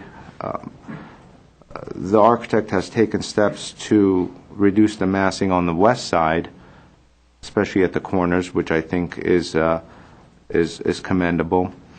And the same care wasn't taken on the east side because there's a parking lot there. However, at the same time, there is a parking lot there. So as of this point in time, there's really nothing that's proposed in that area, and so the massing works. Some of my comments are going to focus in on details. And they're just minor details that I believe a design group that has already presented such an excellent project will be able to very easily accommodate in a very short period of time, because I know you're in a time crunch. And so one of my focus points always in a multifamily project is to have public and private spaces that are intertwined, that are actually working. And so I think there's an opportunity to work on that on the northern portion of the site,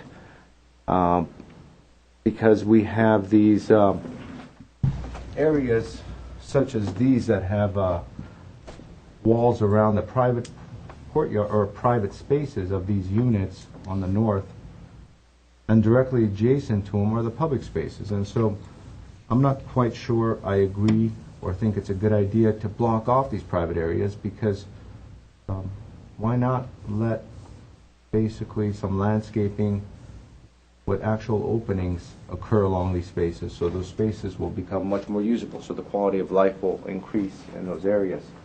Also, again, this masses that are created on the northern side, I think, really add quite a bit of bulk to the north. And even though there's a parking lot there, it's privately owned, so one day there might be development. So again, I'm not sure about that, but I think that could be very easily addressed as well.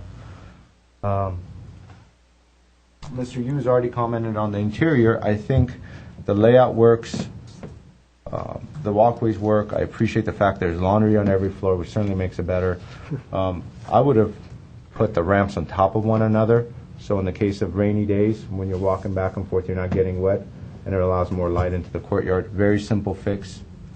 If these end up on top of one another, and I think you'll end up with more light in the courtyard. And actually, when you're getting your laundry and walking back to your unit, you're not getting wet. So that's an easy one as well. I'm sure you already pointed out opening up maybe some of these areas to allow more light in there, but again, very minor. So my comments really are really to try to reduce some of that massing on the north side with some of those enclosed areas, which could be easily accomplished, because I think there's just unnecessary bulk on that right side, on the north side. And really wanted to comment and say, job well done on this design. Very nice project. And so I think it'll be a positive addition to our city. And so with some of those minor things, I think that architect could work very easily with staff to solve in the coming weeks. Thank you, sir. Any other comments that you want to make that you heard after you made Mr. Leon? I know One you thing I wanted wanted to add, which I forgot to comment on, is in terms of the windows, we started having the discussion about the windows, and then I lost track. I was getting at, I wanted to make a point, which is that because everything is so planar, and not in the sense of planar as plain, but in the sense that the elevations are basically being, not the elevations, but the different masses that are being implied are actually not masses, they're actually all the same plane, with sort of score lines that create differentiation of color. And I understand why that's done. That's why the color is successful, because it gives you the feeling that there's some interesting massing, but in fact, everything is, the surfaces are coplanar. Because of that, I think it's important to make sure that the windows, somehow you come up with a detail where the window is slightly recessed. It's not that, some of these windows, sometimes what happens in construction, they're just nailed on it, and the plaster goes right to it. And it would be nice if you can figure out a detail where the window is set in a little bit, so you have a little bit of a return on the plaster. That's usually something that we ask whenever there are windows that are so overwhelming, because there's a lot of windows. And if they're all flush with the plaster, it might not. You may lose what you're trying to achieve, which is sort of this interesting massing, implied massing because of the color. Because in reality, as you know, a lot of these planes are they're coplanar. They're not doing this and that. And I understand why that is. If you were to start doing that, it wouldn't be feasible. I mean, I do really understand the nature of the project, which is low income, and that's a very important thing to keep in mind when this is critiqued. So, which is why I accept certain things. I think the low income nature of the project is important, and we need these kinds of projects. And if we turn them down because they don't have the details, may not have the quality of a higher end type of project, I think it would be an injustice. I think these projects need to exist, and they need to be built to accommodate the low-income housing market. So I just a request. I was making a request about the windows, if there's a way to make them look more like punch openings, which I'm sure that you can achieve. Thank you, sir. Okay, I'll try to summarize some of our thoughts and then my thoughts. I went to the site yesterday and probably spent about a good hour not only getting comfortable and used to the street, albeit only an hour, and then I went to the adjacent streets to get a sense of the community at large. What was happening? What did it feel like? Because, design review obviously looks at the design of a project, but the project lives in a community, and it's often more than just the bulk and scale and color and all those other things. But what impact is it going to do on the community? Is it going to be a better impact or an adverse or negative impact? And I tried to think about some of the things that this project, I think, does well. And here are some of my thoughts. I took some pictures. Thank you, my wife, for buying me this iPhone, and I can take pictures and stuff. And I took pictures of some of the existing multifamily units in the surrounding neighborhood. And really, they're smaller developments, and you guys can scroll through this. They're smaller developments with respect to size and bulk and density. But I think when I look at every single one of these older designs, some of them you can tell they're from the late 50s and 60s and 70s, and maybe one or two from the 80s. I think all of them do poorly the sense of community and single-family residences with its adjacent neighbors, which is single-family homes. And when you look at some of these developments and you contrast them with single-family homes, a couple of things come to mind as I start scrolling some of these period apartments and stuff. That none of them along the street or on adjacent streets relate to the community at the sidewalk. All these designs turn their face away from the sidewalk and the community at the sidewalk and face inward. We have relatively narrow lots, the projects that are narrow lot. They have a solid wall that may have a window or some textured material to that, but they're all parallel loaded to the rectangular site of the project, so that you see those old ones that they come along the side, and those are quiet. Those are beyond quiet. They don't engage the community, the streetscape. And then I scroll and see homes. Has anyone ever seen a home that you enter all the way down the driveway? No, their face, especially in this neighborhood, is at the front. So it's inviting. You walk down this street, and in the time that I spent in the street, I spoke to a lot of people. And that's really why I wanted to make that original comment this when I started today. I spoke to a lot of people. So if anyone says, that guy talked to us, I did. And they came to me because they're curious, the guy taking pictures. But in that interaction of walking down this street, people had a chance to see me from their residences, from their home. And that, I think, is a community. And when I think of, does this project do that well, I think it certainly does it better than any of the other higher density multifamily homes that you see. Every one of them don't do that. So when you see the apartment building, they're cold. This development, with its live-work design, low density, low inner, it's not a retail store. It's a studio. It's a architect studio, God forbid. There's no money in it anymore. But if you look here, man, that feels like a street. If these trees are going to be actually as mature as they say they're designed, and you see the interaction here, I see that this front window, this front, is going to be engaging at a residential level. And I think that does that extremely well. And I think that this is a successful project with the way that the architecture is harmonious with the activity of the street. Not unlike those smaller apartments that were built years ago. They don't relate to the street at all. But some of them are quite interesting. So I think this project does that well. I also think that the way that they put the driveway near the alley certainly is a good thing, because as this activity of the cars coming in and out, most of them are going to be going towards Central and utilizing that. So they're not going to have much of a vehicular impact on the quiet neighborhood. Unlike many of the apartments that are in the block, maybe 6, 7, 8 units, that don't have that opportunity. They're in the middle of the block, and cars coming in and out, you're going to be in the street. So there's going to be a significant increase in vehicular traffic because you're in the middle of the block. This project, even though it's a higher density, I think won't have that problem, my thinking. So I think it does that well where the driveway was situated.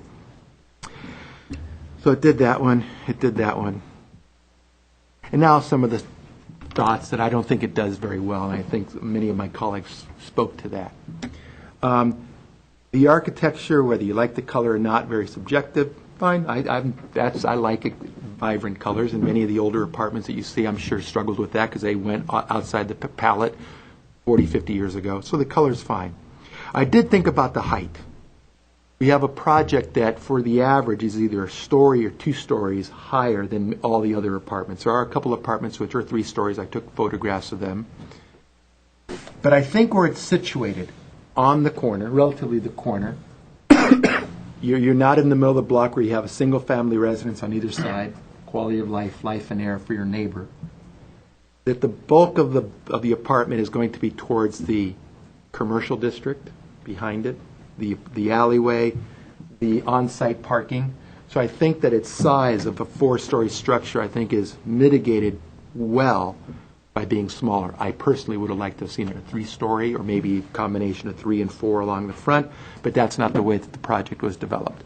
So for me, as it's submitted, it's okay with respect to being 4 stories, although I wish, again, it would be 3 stories in some areas. I have a problem with the general quality of life, which I think Mr. Simonian spoke about. I've never been a fan of the central courtyard and tall buildings. All the argument that light is reflective and bounces around things, it's still a shaft. And when you're in that 39-foot shaft with the walkways ahead of you, on top of you, whether they be on top of each other or split, you're still nevertheless in a 39, 40-foot shaft, and you're going to be in there. I think the quality of life for me, when people are congregating, and you want this to be a community that congregates, and this could be dialogue, and if half the people have voices that carry as much as mine, the person on the 4th floor is not going to like my voice often, and I'm going to be shooed often. So I've never been a fan of those kind of developments. Compound that on top of having the tot lot also in the middle, and you're going to have an even increase of noise. It is a residential community, and I love kids and love to hear them scream, most of them if they're not playing drums, but it's still nevertheless a very lively and loud space. And for those people that maybe are working in evenings or shift schedules and stuff, it's going to be not the greatest place to live if you've got your windows open or there. I don't see that as a very lively space. I see it potentially as a very disruptive space to the quality of life. But yet, nevertheless, there's our architecture. When I see this tot lot, boy, I would have loved to have seen a tot lot that's supervised by parents, protected to the outside, somewhere in a little area surrounded by trees and, a nurturing place for kids to play that isn't in the general area with a 4-story building above you. I would have loved to have seen this tot lot, especially an active tot lot where you want kids doing what kids do, to be their own special place and not smack in the middle. The argument that they have is that it's visible to the laundry room on the ground floor. Yeah, but there's only one window here and it's a teeny window here. So you are nevertheless separated. I would have liked to have a separation of activities. If people are sitting here, how about if there was a center planter that gave you a little bit of separation, that we can have an adult conversation, the kids can play over there, and there's this quality of life that you interacted with both people. Is that design review, or is that being, too hard on the program? I think it's a combination of both. Because ultimately, if you change this to here or some other place, it does affect the architecture.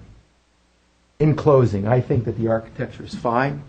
I think that the interior layouts of the spaces, boy, I would love to live in one of these places. They flow so well. But it's these quality of life issues that affect the architecture that I think that if you didn't do, and again, and none of our business to spend your money in your pro forma, but 36 units, how about if it was 34 and you shifted things a little bit and thought more about the quality of life of the development than I'm seeing here.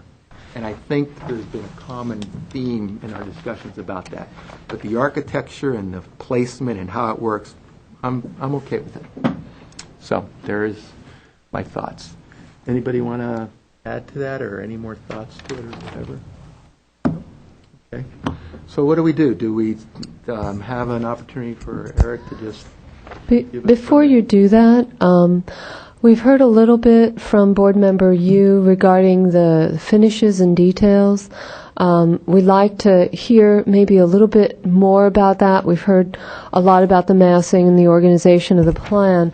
But as you know, as we move through to design development and construction documents, that's something that we'll be working with the applicant on.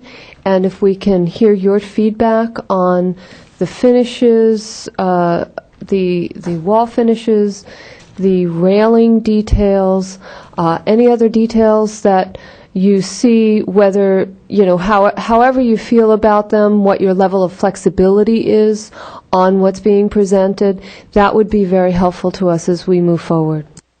Okay. I'll try to summarize sort of my thoughts that I had. On the interior courtyard areas, I was just saying let's try to keep everything as small as possible so that there's enough light in there without sort of the bulkiness of some of the elements that are there. I'm not saying you have to go with a wire or whatever, this or that, or size of the railing. Just try to keep it as light as you can to accommodate that. My comments about fenestration treatment and overhangs above those, just be consistent to which side you're facing and have a language for that and do it. I don't know what else. Don't take the same elevation, just stick it on all four sides, and that's why it's hard to tell which elevation you're looking at which section, or so even if it's a slight difference in it, just be consistent with what you're doing there. Is there anything else? So, as you mentioned particularly the railings. Railings are something that we typically see change throughout the process. Right now, what's being proposed is cable rail in almost every place, other than where the white vermiculite panel is being shown. Is there a level of flexibility if the applicant comes back and asks for a pipe rail everywhere? There's a cable rail.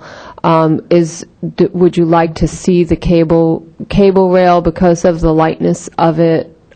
Just want to get a sense of the board. I think On those kinds of issues, even if you haven't discussed them yet, that would give us some really useful grounding as we move forward.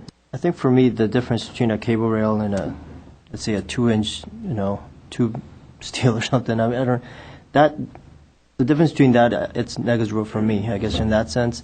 It's more of the 24 by 24 inch column, stuccoed column that goes all the way up and covers up, those kinds of things are more of what I was concerned with. So you're talking about, like, if I look at the roof plan, if everybody sees that, these pieces which have a roof and they're all the way up. Right, to the, like that perspective right there. and Where right you have here, I mean, those could easily be amended, and allow some lighting. Yeah.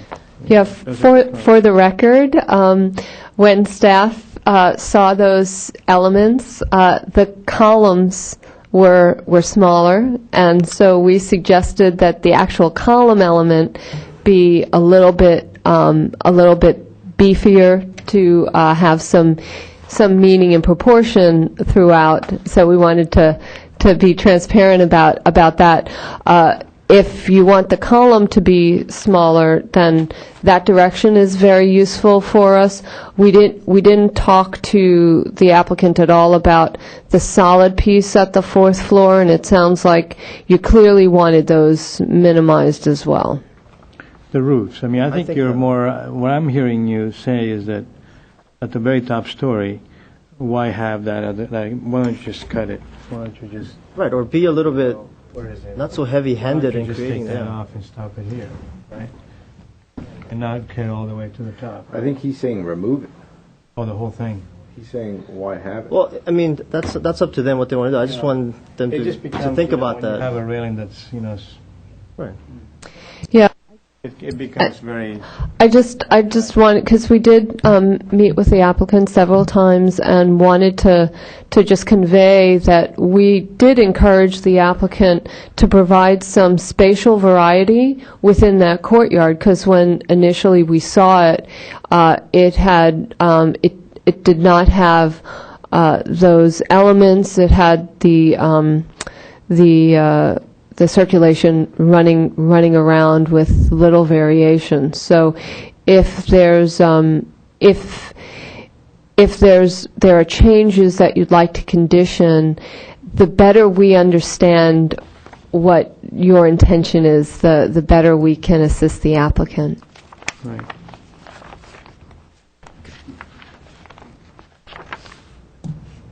Okay. Any more comments from the board for discussion purposes and stuff, so that staff can take their notes? Well, we're being asked to comment on the interior courtyard, I think. I think that's where... And whatever comments you have on the details, Mr. Aliano did comment on the windows, and that's very useful for us. Our understanding is that the windows are a nail-on window, which would have then the 7/8 inch plaster in front of it. So it's not flush with the plaster. It's not a deep recess, but it will have that 7/8 inch. I think that if they want to recess those a bit more, that's a little bit more of a furring challenge for them. And it sounds like that's what you're asking for. So, well, the walls are going to be 2x6 or 2x4. Yeah, so they have quite a bit of space to. They could flush the window on the interior and then return as much on the exterior as possible. that would likely be a block frame installation. So that's what you're looking if it's a for. 2x6, they could actually put a 2x4 on the flush with the, and then nail the window on the 2x4, and then you get more of a plaster return. That's what I was suggesting. If you have that kind of framing, I think you can easily achieve it. But if not, and then you're right, you only get maybe 3/4 of an inch, 7/8. That's right. So what you're asking for essentially is a block frame that would be inset. Okay, so that's how we'll read back the conditions. So that's the kind of information that's really useful for us. Okay. I had actually one other thing that, sort of piggyback on Mr. Yu comments about light in the court, and other people also comment on that, is it possible to have, I think you commented on these areas being very deep, and I understand why they are like that, because, you got to access 2 units. You have to get to it. But that door doesn't have to be on the furthest. Well, that's what I'm getting at. I mean, is there a way, and obviously, is there a way to move the door so that maybe you could create a little light well in the corner there where you stack that light well, and now you're actually bringing more light into each level. Yeah, but even better, you could just cut this whole thing out here. Just level this out. Cut it and bring what? And gain like 10 feet in here. Yeah. But you have to widen the room, right? Well, you could just take this square footage and put it here so that, and just reorganize this a little bit. You still have the big space. If we give them enough parameters, basically our intent is if there's any way to kind of bring more light into there, I think that would be really good. Without designing it. Okay. Any more comments? Sure. Is that specific enough or not? Over here? Okay. My mic's on. Stephanie, are we at the point with respect to planning staff and staff to, if you will, read back the general comments that have been presented so that we get a sense of where we're going with this as far as the board? Okay, so what we have heard a lot of comments on creating more light within the courtyard.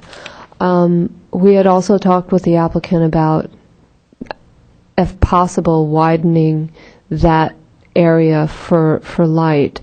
There does seem to be some additional space in those outdoor entry foyers up above. I don't believe that the walkways can be narrowed at all. Is that correct? Okay, so the applicant, if you'd like the applicant to come up and address that point. So we heard that there is some flexibility on the rail. You like what you see as in regards to the railings, what's proposed, but there may be some flexibility if what's being proposed is equally simple and straightforward. We heard that, and we saw some agreement that a block frame window should be utilized, so that the window can be recessed. We did hear from one or two of the board members that the stucco surrounds, if you will, on the rear private open space, those masses should be reduced. So what I'm wondering is if there's a sense of the board to eliminate the wall and even the roof around those exterior open spaces on the north side, because it is the north side and it doesn't require shade in that location, and it looks too bulky. Again, for the record, we had recommended to the applicant to find a way to provide variety in the massing on that north side. We didn't suggest how to do it, but that was then the design response to that suggestion. So we just want to be as transparent about that as possible. I'm going to open the session for a moment. Mr. Khan, I think you had a couple comments that I think will help you and your architect may. Thank you very much for doing that. Of course. Once again, we've heard you very clearly, and we think we can address at least some, if not all, of your comments. And specifically, I'd like to, Carlos, because we were talking back and forth as you were talking, how we can solve some of these problems, getting light in, the tot lot, things like that. Maybe, Carlos, if you can take it from there. Yeah, there's all the comments are very, very good. I particularly like the observatory on the cantilevered portion. Unfortunately, I think that one's out of the question, but a lot of the others are very doable. Let me start out by the last go backwards from the last item that was brought up, and that was the north elevation. I think okay, it's very easy, and I think in fact we should have done this, but in the first of all, the ground floor wall on that rear elevation, I think that there's no question we're going to remove that and open up that common outdoor area. It's not really all that necessary to have. And following that, there are a couple of masses on the north elevation that really don't affect the aesthetics that we can remove, and those are the lighter colored masses that you can see in the elevation on the rear. So yes, so the lighter ones, I think we can get rid of those, and that will really open up that back area. And in fact, that is going to increase our common open area significantly by at least another. I'm going to take a guess at another couple of thousand square feet. Yeah.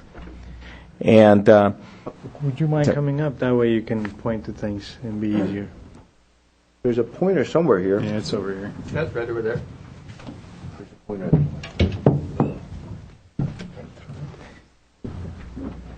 so I think these two elements we're going to get rid of, and these smaller patio walls that are back here we're going to get rid of. So we're going to have about an additional 2,000 square feet or so in this back area that is. Excuse me. Space. I'm sorry, Carlos, to interrupt. You may want to consider openings or gates in those areas if that is meeting your private open space requirement. Yes, we're going to do essentially the same thing as we have here, where someone's private balcony is out here. There is, clearly something that demarcates that person's private open space versus the common open space. Very good. Thank you. May I make a comment on that? Yes. Because I think this is so constructive. You're up here as the architect going through it, and we're having a one-on-one discussion. I was the one that made that comment. I would stay away from having these kind of heavy railings. A, they're costly. B, they're just not human, and as far as feelings and so forth. I would simply have Mr. Tyson create some sort of a buffer zone, landscaping, which is very inexpensive, and with some sort of a gate. And so you're sitting out there, you're having your barbecue, you decide to walk to the corner, and it's really easy. You just open a nice wooden gate, 3 feet high. It's very humane and comfortable. And you walk out and you stay away from that metal and cables. Okay. And you create that sort of a comfortable integration between common open space, public, and private. I agree, and this is the place to do it. So point well taken. Duly noted. Let's see, Mr. You brought up an excellent point, and that is how the sun does not reach the courtyard because of these steep overhangs. And that's, again, point well taken, and you were advocating reducing this square footage here and bringing it over here. That's an excellent point, and what that's going to allow is for us to be able to pull back the balcony by at least 5 feet. And so that's very easily done, and so we're going to do that on these on 3 floors, here, here, and here. And that's, I think, going to what happens here is that the courtyard is really perceived as a wide open space over here, and then it becomes narrow. So what that's going to do is it's going to open this up much more on this end. So that's going to go a long way towards humanizing an otherwise relatively dark space. Yes. Are those diagonal ramps, which are costly to build and at the same time limit the amount of light and air going into the courtyard, those diagonal ramps, are they absolutely necessary? Okay. there is a need to provide a connection between here and here. Otherwise, Fire purposes? I'm sorry? For secondary exits, fire purposes? Yes, because otherwise we have a dead-end corridor. So we need to have a bridge connecting here to here at every level. And what we did is, rather than have the bridge as would normally be done, if all you're considering is cost, to have them all aligned, we wanted to play around with this courtyard and activate it a little bit, and be able to see. And I think that the cover sheet. The cover sheet on your packet, I think, explains it really well. That one perspective that you see, where it's kind of like an Escher illustration. Yeah, where you see things happening at different levels and different orientations. So that's an element that actually it was brought up by staff and about that we should activate, that we should use those elements, and I think that design-wise, it's probably one of the more successful moves. Yes, we could make it cheaper and have them all aligned. I was mentioning that for covering the rain when you're walking across it, obviously, but it was a suggestion. It's California. Every 10 years, somebody's going to. It's not a good month to say that. It's not a good month or year to say that. I know. Especially if you're carrying groceries and a yes. baby. So Any more forth. things you wanted to tell us, sir? Yes, let's see. Another excellent point that you brought up, okay, here we go. Tot lot. One of the things we're going to do that's very easily done is we're going to take the tot lot out of here and move it right outside of the office. The office will no longer be an office. Instead, it will be the laundry room. So now the kids are going to have a bigger space to play with. Part of it is going to be on the podium, which is this cross-hatched area, but part of it is going to be on natural dirt. Beautiful. So that the kids can play in the dirt. The office can be moved. The office, it's a leasing office. It doesn't require a lot of space, and so we're going to figure out how to fit it within this space. Maybe enlarge it slightly, but that way. It does a couple of really good things, and I'm really glad that you brought up that point, because it does allow this really to function as a really usable common open space shared by the community room and by the tot lot right off of the what will now be the laundry room. And let's see, I think the recess windows. One of the things we want to propose is on the street elevation, these well, in fact, in all the elevations, these green elements, take on kind of an importance of their own. And what we would like to propose is to recess the windows within these volumes, as Mr. Aliano was mentioning, and then in addition to that, increase the depth of these little eyebrows, so that it's not just an ornamental piece, but that it actually provides some shadow, particularly on the south elevation, as Mr. Yu pointed out, to address the solar orientation. And I think that's about it. Thank you, sir. Mr. Wright, I have one other question. So you're moving things around, and I thought, I was looking at your plan. This stair is directly related to the garage, obviously. Yes, it is. Have you thought about switching these two?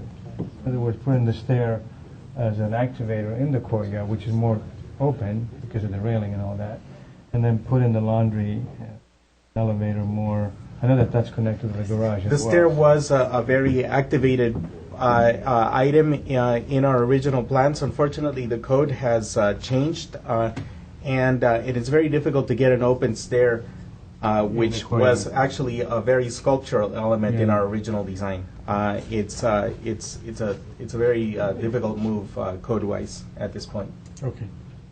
But it would have been good. Thank you, sir. Thank you. I'll close the open public session portion again. Okay. Any more comments that you want to add? Okay. Go ahead, of course. I really appreciate the architect coming up here, and I think it was so refreshing to have a design professional come up and one-on-one address these facts, because we at times get some architects or designers that are incapable of quickly addressing some of the issues that we bring up. So this is wonderful. I think some of the comments that were made, some of the discussions, items such as the Todd room being moved around, openings of the areas, recessing the windows, made a good project just that much better. And it was this collaboration, very quick collaboration between a professional and a group of architects and landscape architects, and we were able to very quickly assess some of these issues. So I think this project got a lot better, and I'm much more comfortable with it as is right now, as amended. Okay. Obviously, the design team and the leadership there know what they're doing. There's a success there. Any more comments? All right, I'm just going to make one last comment. Push, push, push the quality of life issues on this project. Make it something that you would love to visit, and you're going to have continuing the success of this project. Really push that, because it's all about that at the end of the day, really. Okay. Stephanie, what do you think? We should just... Yeah, there were a couple of comments by Board Member Palmer regarding the landscaping in the courtyard and the colors in the courtyard. Would you like those added as conditions to enlarge the trees and enliven the colors for the elements in the courtyard? As well as enlarge the trees around the perimeter where they're able to. And enlarge the trees around the perimeter. To the rest of the neighborhood, I think. On both the east and west sides of the building, and on the north side of the building, there are some utility lines. So fine on the north. You think it's fine on the north? Okay. So on the east and west side, to enlarge the plant material, which will likely be not an issue because that's at grade, and to enlarge the size of the trees and the amount of trees in the courtyard, or just the size of the planters? I don't know. That we'll let them figure that out because it's a very narrow courtyard. Okay. And maybe relocating that tot lot, they could consider a large planter conversation area. Get some more green other than just little sections of a tree here and there. Okay, very good. So enlarge the planters, or maybe create a new planter where the tot lot was, and enlarge the planters that provide buffer between the units and the courtyard. So enlarge all those planters. There were some recommended conditions included in your report. So I'd just like to go through those conditions because we haven't heard much about these issues. One is only smooth stucco should be used on those elevations where no siding is proposed, using a variety of colors to break up the massing of the building. We haven't heard this from the board, so we might strike it if you ask us or are not interested in considering using fiber cement or hardy plank or metal siding to further enhance the building forms. We've heard nothing about that. We added it because typically we do hear that comment on many projects. But if you'd like to maintain the use of the smooth steel troweled stucco, we'll include that as a condition. Okay, so remove the hardy plank or other material. You're fine with the colors and the smooth steel troweled stucco. 2, vinyl windows proposed, and because other details on the project do not seem to be inappropriate in this case, we included that because we know you've been very clear about how you feel about vinyl windows. And what is being proposed is, and I believe I hope we got this right, the style line mill guard is being proposed, and that's the full-size sample that you've seen, or of equal quality. We'll also add to that item number, as it reads item number 2, the numbering will change based on your previous comments. We will add that they should be recessed further into the wall than planned on. So if the architect could find a way to detail the the nail-on frame, which some architects have found a way to detail that nail-on frame, or the recommendation is to use a block frame. We heard that expressed as a condition, not a recommendation. Okay. And 3, the property line walls shall be decorative block as approved by planning staff prior to building permit issuance, and that enables both sides of the wall to have a decorative treatment. I've never been, or lately I've not been a fan of split block. I think it's been overused, and it's something, when I think of decorative block for this kind of architecture, I think of scored blocks with, modular blocks, things of that. I think it's going to be a lot more interesting than just split face block. Okay, so burnished, so burnished or some kind of block that's other than a split face block. Yeah. See, that's the kind of information is really helpful to us. Number 4, this is one of our standard conditions that you see. All backflow preventers, fire department connections, and other necessary equipment shall be located and approved by staff prior to building permit issuance. I know we've previously read back the conditions, but because we really want to get it right, let me read back some of the results of your conversation with the architect. And before you do that, can we go back to item 1? Was this your original recommendation about the hardy plank, or was that something that was proposed? That's our recommendation based on what we've heard from the board over and over in these meetings. And we're retaining that at this time? Well, what we've heard from, since we haven't heard from you on adding another material, I'm suggesting that, based on your response, we strike the hardy plank metal siding piece and only maintain that smooth steel troweled stucco shall be utilized on the building with the variety of colors to call out the massing. I wouldn't be against saying something like consider utilizing at appropriate areas the decorative block that's being used on the walls, in the perimeter walls, as into the building too. I can imagine, if you will, if this is decorative block, having maybe some pieces of that work with the building too, so there's not a separation between what the language of the block can be brought into the language of the building too.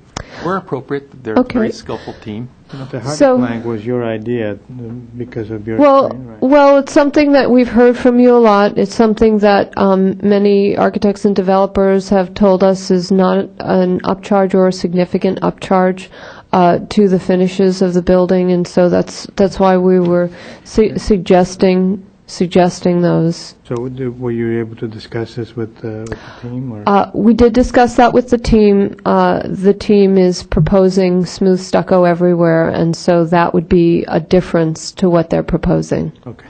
And then let's stick with what's been agreed upon. That way we don't complicate things even more. Okay. For me, anyways, right? Would you like to add, consider the use of decorative block or hardy plank on other areas of the building?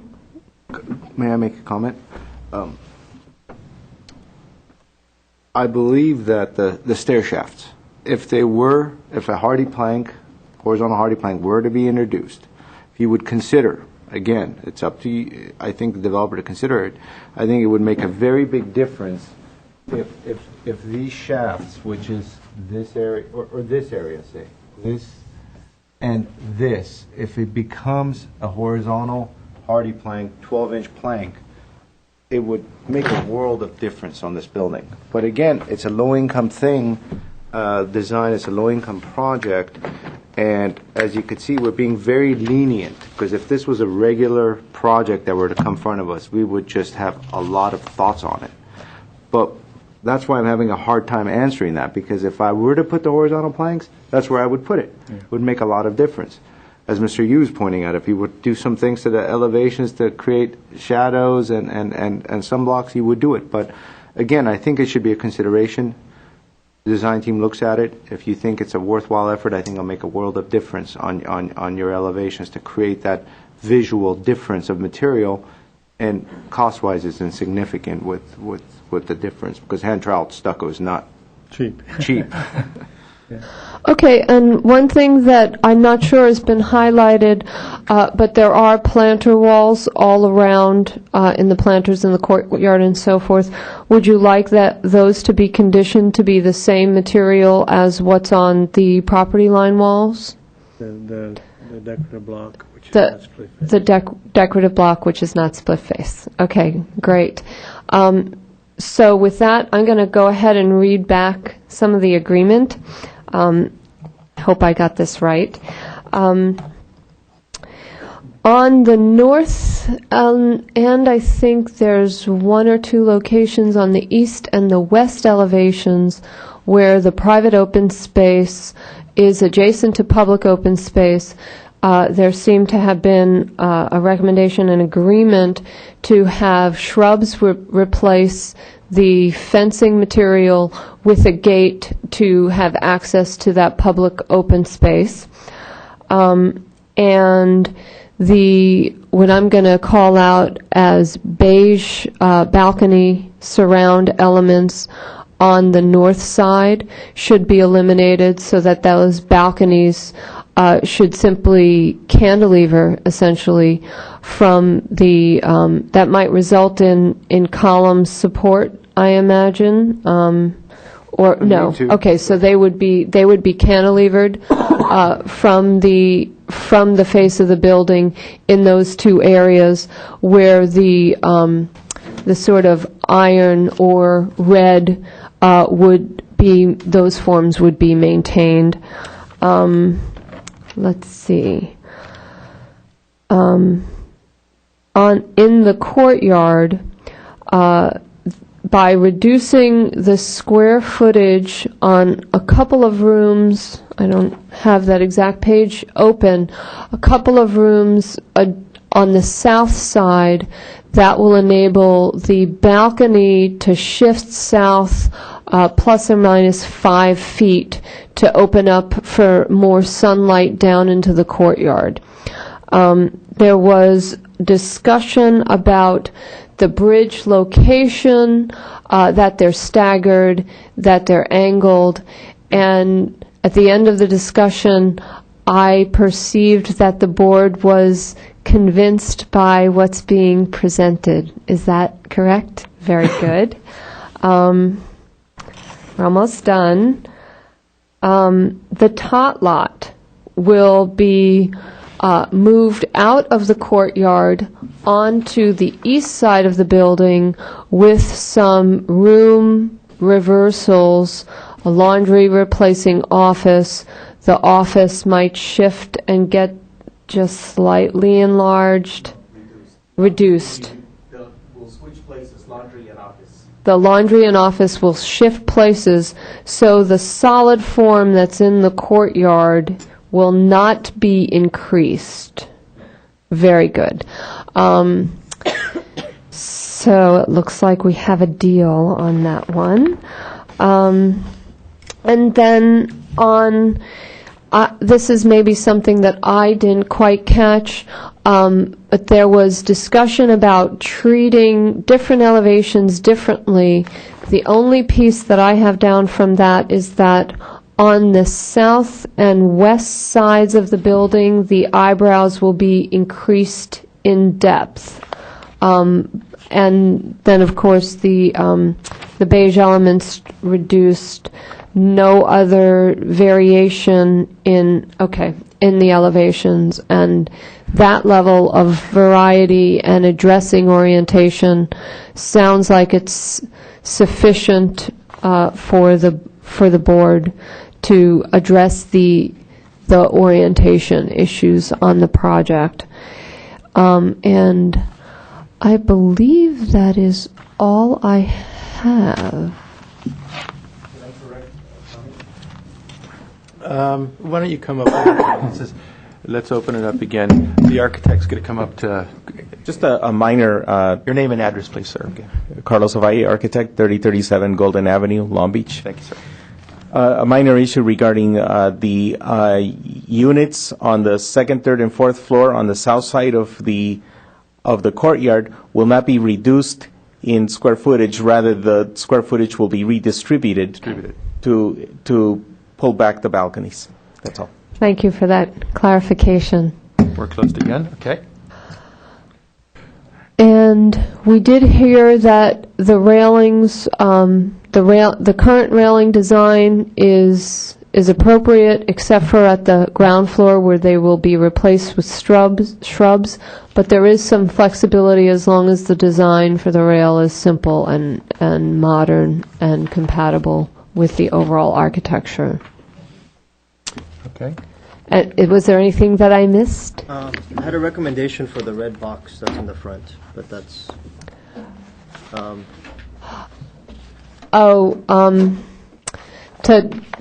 Yeah. The skyloft thing.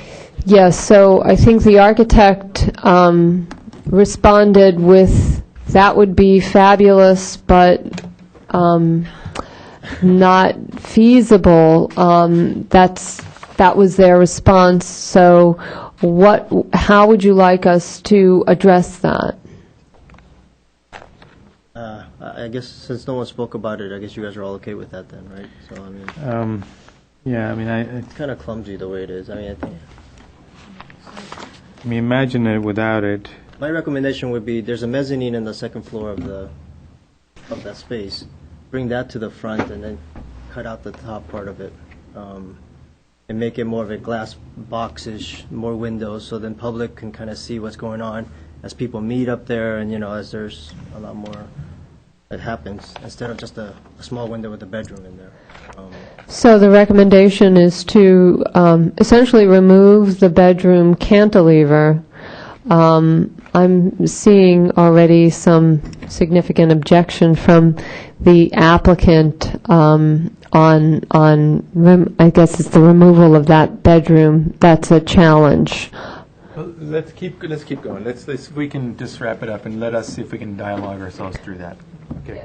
Go ahead. If there's nothing else that we missed, that I think is the only outstanding point. Okay, thank you, Stephanie. So when we look at this space that we're talking about here, it appears that we have an access mezzanine to here. Mm-hmm. And who utilizes mezzanine? Staff, I need you to help me, our staff, board. Who's going to utilize this mezzanine? Figure it out. Is that part of the community room? Part of that. And how do they get up there? They're going to come up the ramp, and that's just a community room. It's like a secondary, I guess, meeting space or something. It might be a quiet community room for studying and so forth. But it's a mezzanine, so it's open to the Yeah, it's area. open, right. Yeah. So there's railing, it's down here. I mean, Where's the whole the railing? concept of mezzanine is that it's access from the greater space through an access this way. I'm confused. Where's the mezzanine? Well, the mezzanine appears to be up in, here's the bedroom. Okay. And the mezzanine is... All right, let's in between. Can you figure it out? It's right here. Back there. Second floor. I see. Right here, entrance to the other side. This is the 1.5-story portion of the community room. Okay, so this is the area. So the red piece that you're referring to, Mr. Yu, is actually on the third floor. Right. It's a bathroom and a bedroom. Right. And it's part of the unit. It's Right part there. of 310. Right, Unit 310. And your issue or your discussion points what this is? I mean, that's the most prominent face you're going to see of that building, and what are they doing with it? They're not doing anything with it. It's just it happens to be an appendage of a floor plan that they created, and it happens to sit at that point. I mean, And it's got the braces in there. that doesn't help it. Yeah. Okay. Well, let's just see. If there's other people that have an issue with it, let's discuss it. If not, let's move on and wrap it up. Right. Okay, so with that point, let's leave. I'm trying to satisfy both. You have an issue concerning that. Do we want to keep it as a issue? Let's bring it up for a vote and see if it survives, and then if not, we then explore leaving it or adjusting it. So let's do that. Stephanie, if we could just put it as one of the conditions for redesign. To restart. So the The motion, the motion would, that I've read all the conditions back. Right. That we have on record. The additional condition, as I've heard it, would be remove the cantilevered bedroom on the third floor and replace that element with a cantilever or a projection of the mezzanine in the community room that would be glass enclosed and provide an activating design feature on that elevation. So you're taking the mezzanine then and just removing it from the interior space? Right, so I like the element that's there, but I don't like the function that it serves and the location of it on the face of it. It's not doing anything. So your idea is just bring it down to this core line, basically take it and bring it down here. Right, and make an object out of it without having... And make it part of the mezzanine space, is what you're saying? Right. But they're losing the bedroom, that's the key. You may exceed the mezzanine square footage allowable, because mezzanine, I think, is like 25%. I don't remember my architectural days as a third. But you also lose the bedroom on that. And you lose the bedroom, which is a big program. Color's making an accent. So that's Just the for condition, right? for part of the, just for purposes of dialogue, if the bedroom were to be retained, but then that form continued down with the projection of the mezzanine so that there was some level of transparency that was added to that form, would that help address the concern? Because your concern is not that the bedroom is cantilevered, it's that there's no level of openness or it's not really a jewel-like object. Right. I wouldn't mind having a bedroom up there if it served a greater purpose than just happens to be something that came out of a floor plan. So if you infill this, it's okay. I don't want to walk that far. If you just you fill that in with some kind of a glass or... Right, so it had a greater purpose, yeah. Then that becomes the mezzanine, but you have to get to the mezzanine from the room. How do you get to the mezzanine? Because right now the mezzanine is accessible... Yeah, the existing mezzanine would have to be reduced or replaced, and then you'd need an interior stair at that point, because right now it looks like, to me, and I'm not the design architect, it looks like the public stair is, the main stair is the way you're getting into, you're having to leave the room, go into the stair, and pop back up to get into that mezzanine space. Let's do this. Let me suggest all the elements that you've put into the comments, conditions, and stuff that you've read. Bring it up for a vote, excluding this element, and let's see where that goes. Let's exclude that from our discussions in a vote, and let's see where that goes. Okay, well, Because someone needs to make a motion. Well, I'll make the motion. Well, Vila, you were going to say something? It seems that if there's discussion amongst you what to do with that particular element, you might just want to raise it to a vote just on the dais amongst yourselves right now, and whether or not to include it, because right now you'd be making a motion, you would be approving a motion, and then you'd have to go back to amend an approval, which is somewhat a little bit more problematic. Okay, well, let me just say, I think that the intent is good to try to restudy that element. But I believe that it's too heavy a burden for us to try to redesign access, mezzanine, square footages, everything here. I don't think that we can do that. If it's just too, for me, it's just too much to try to say that feature needs to be redesigned and weigh into all the things that are burdensome to do such a thing. Plus the program requirements of not losing a bedroom, but it's a lot. And my concern is that by wanting to do something well-intended at this point creates a magnitude of problems for the design team to try to solve. My feeling. Ms. Palmer. Yeah. I was just going to say that the architect has heard our concerns, and we have voiced a lot of different decisions or which way to go. Right. That if they know it's a concern, that it might be, we suggest that they look at it again, try to do something with it, and let them solve it, because we can't solve it in this short time. Would you be comfortable with that? I'd be okay with that. Okay. That's Let a me recommendation. see if I can put words to what I just heard. A significant aspect of the front architecture of the cantilevered bedroom should be explored by minimizing the cantilever lightness of it and explore expansion of the element by a vehicle of expanding the mezzanine in the common in the community room, those things, so that the biggest problem I'm hearing is that it's too flimsy. Why is it like it is? It doesn't appear to be thought out properly. Right. Okay. Are you?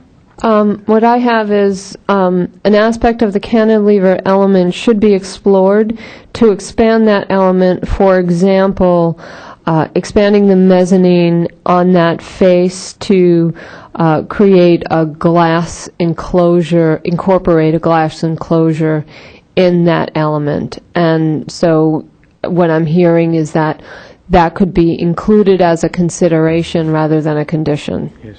That's fine. I'm comfortable. Yeah, I'm okay with that. I just want them to take full advantage of it. I don't. It's such a lost opportunity in that corner. Okay.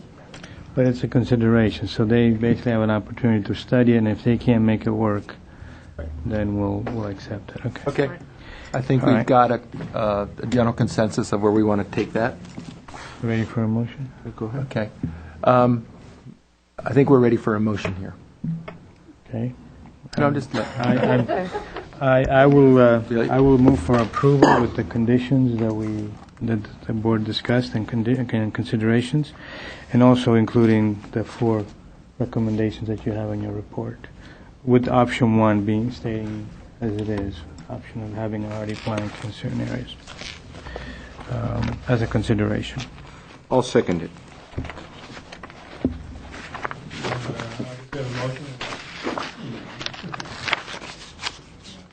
Not working. There you go. We have a motion by Board Member Aliano and second by Board Member Yu. Is that correct? Simonian. Simonian, excuse me. Roll call to Board Member Aliano, Yes. Board Member Palmer, Yes. Board Member Simonian, Yes. Board Member Yu, Yes. Chairman Insua. Yes. Motion carries 5-0. Thank you. Congratulations.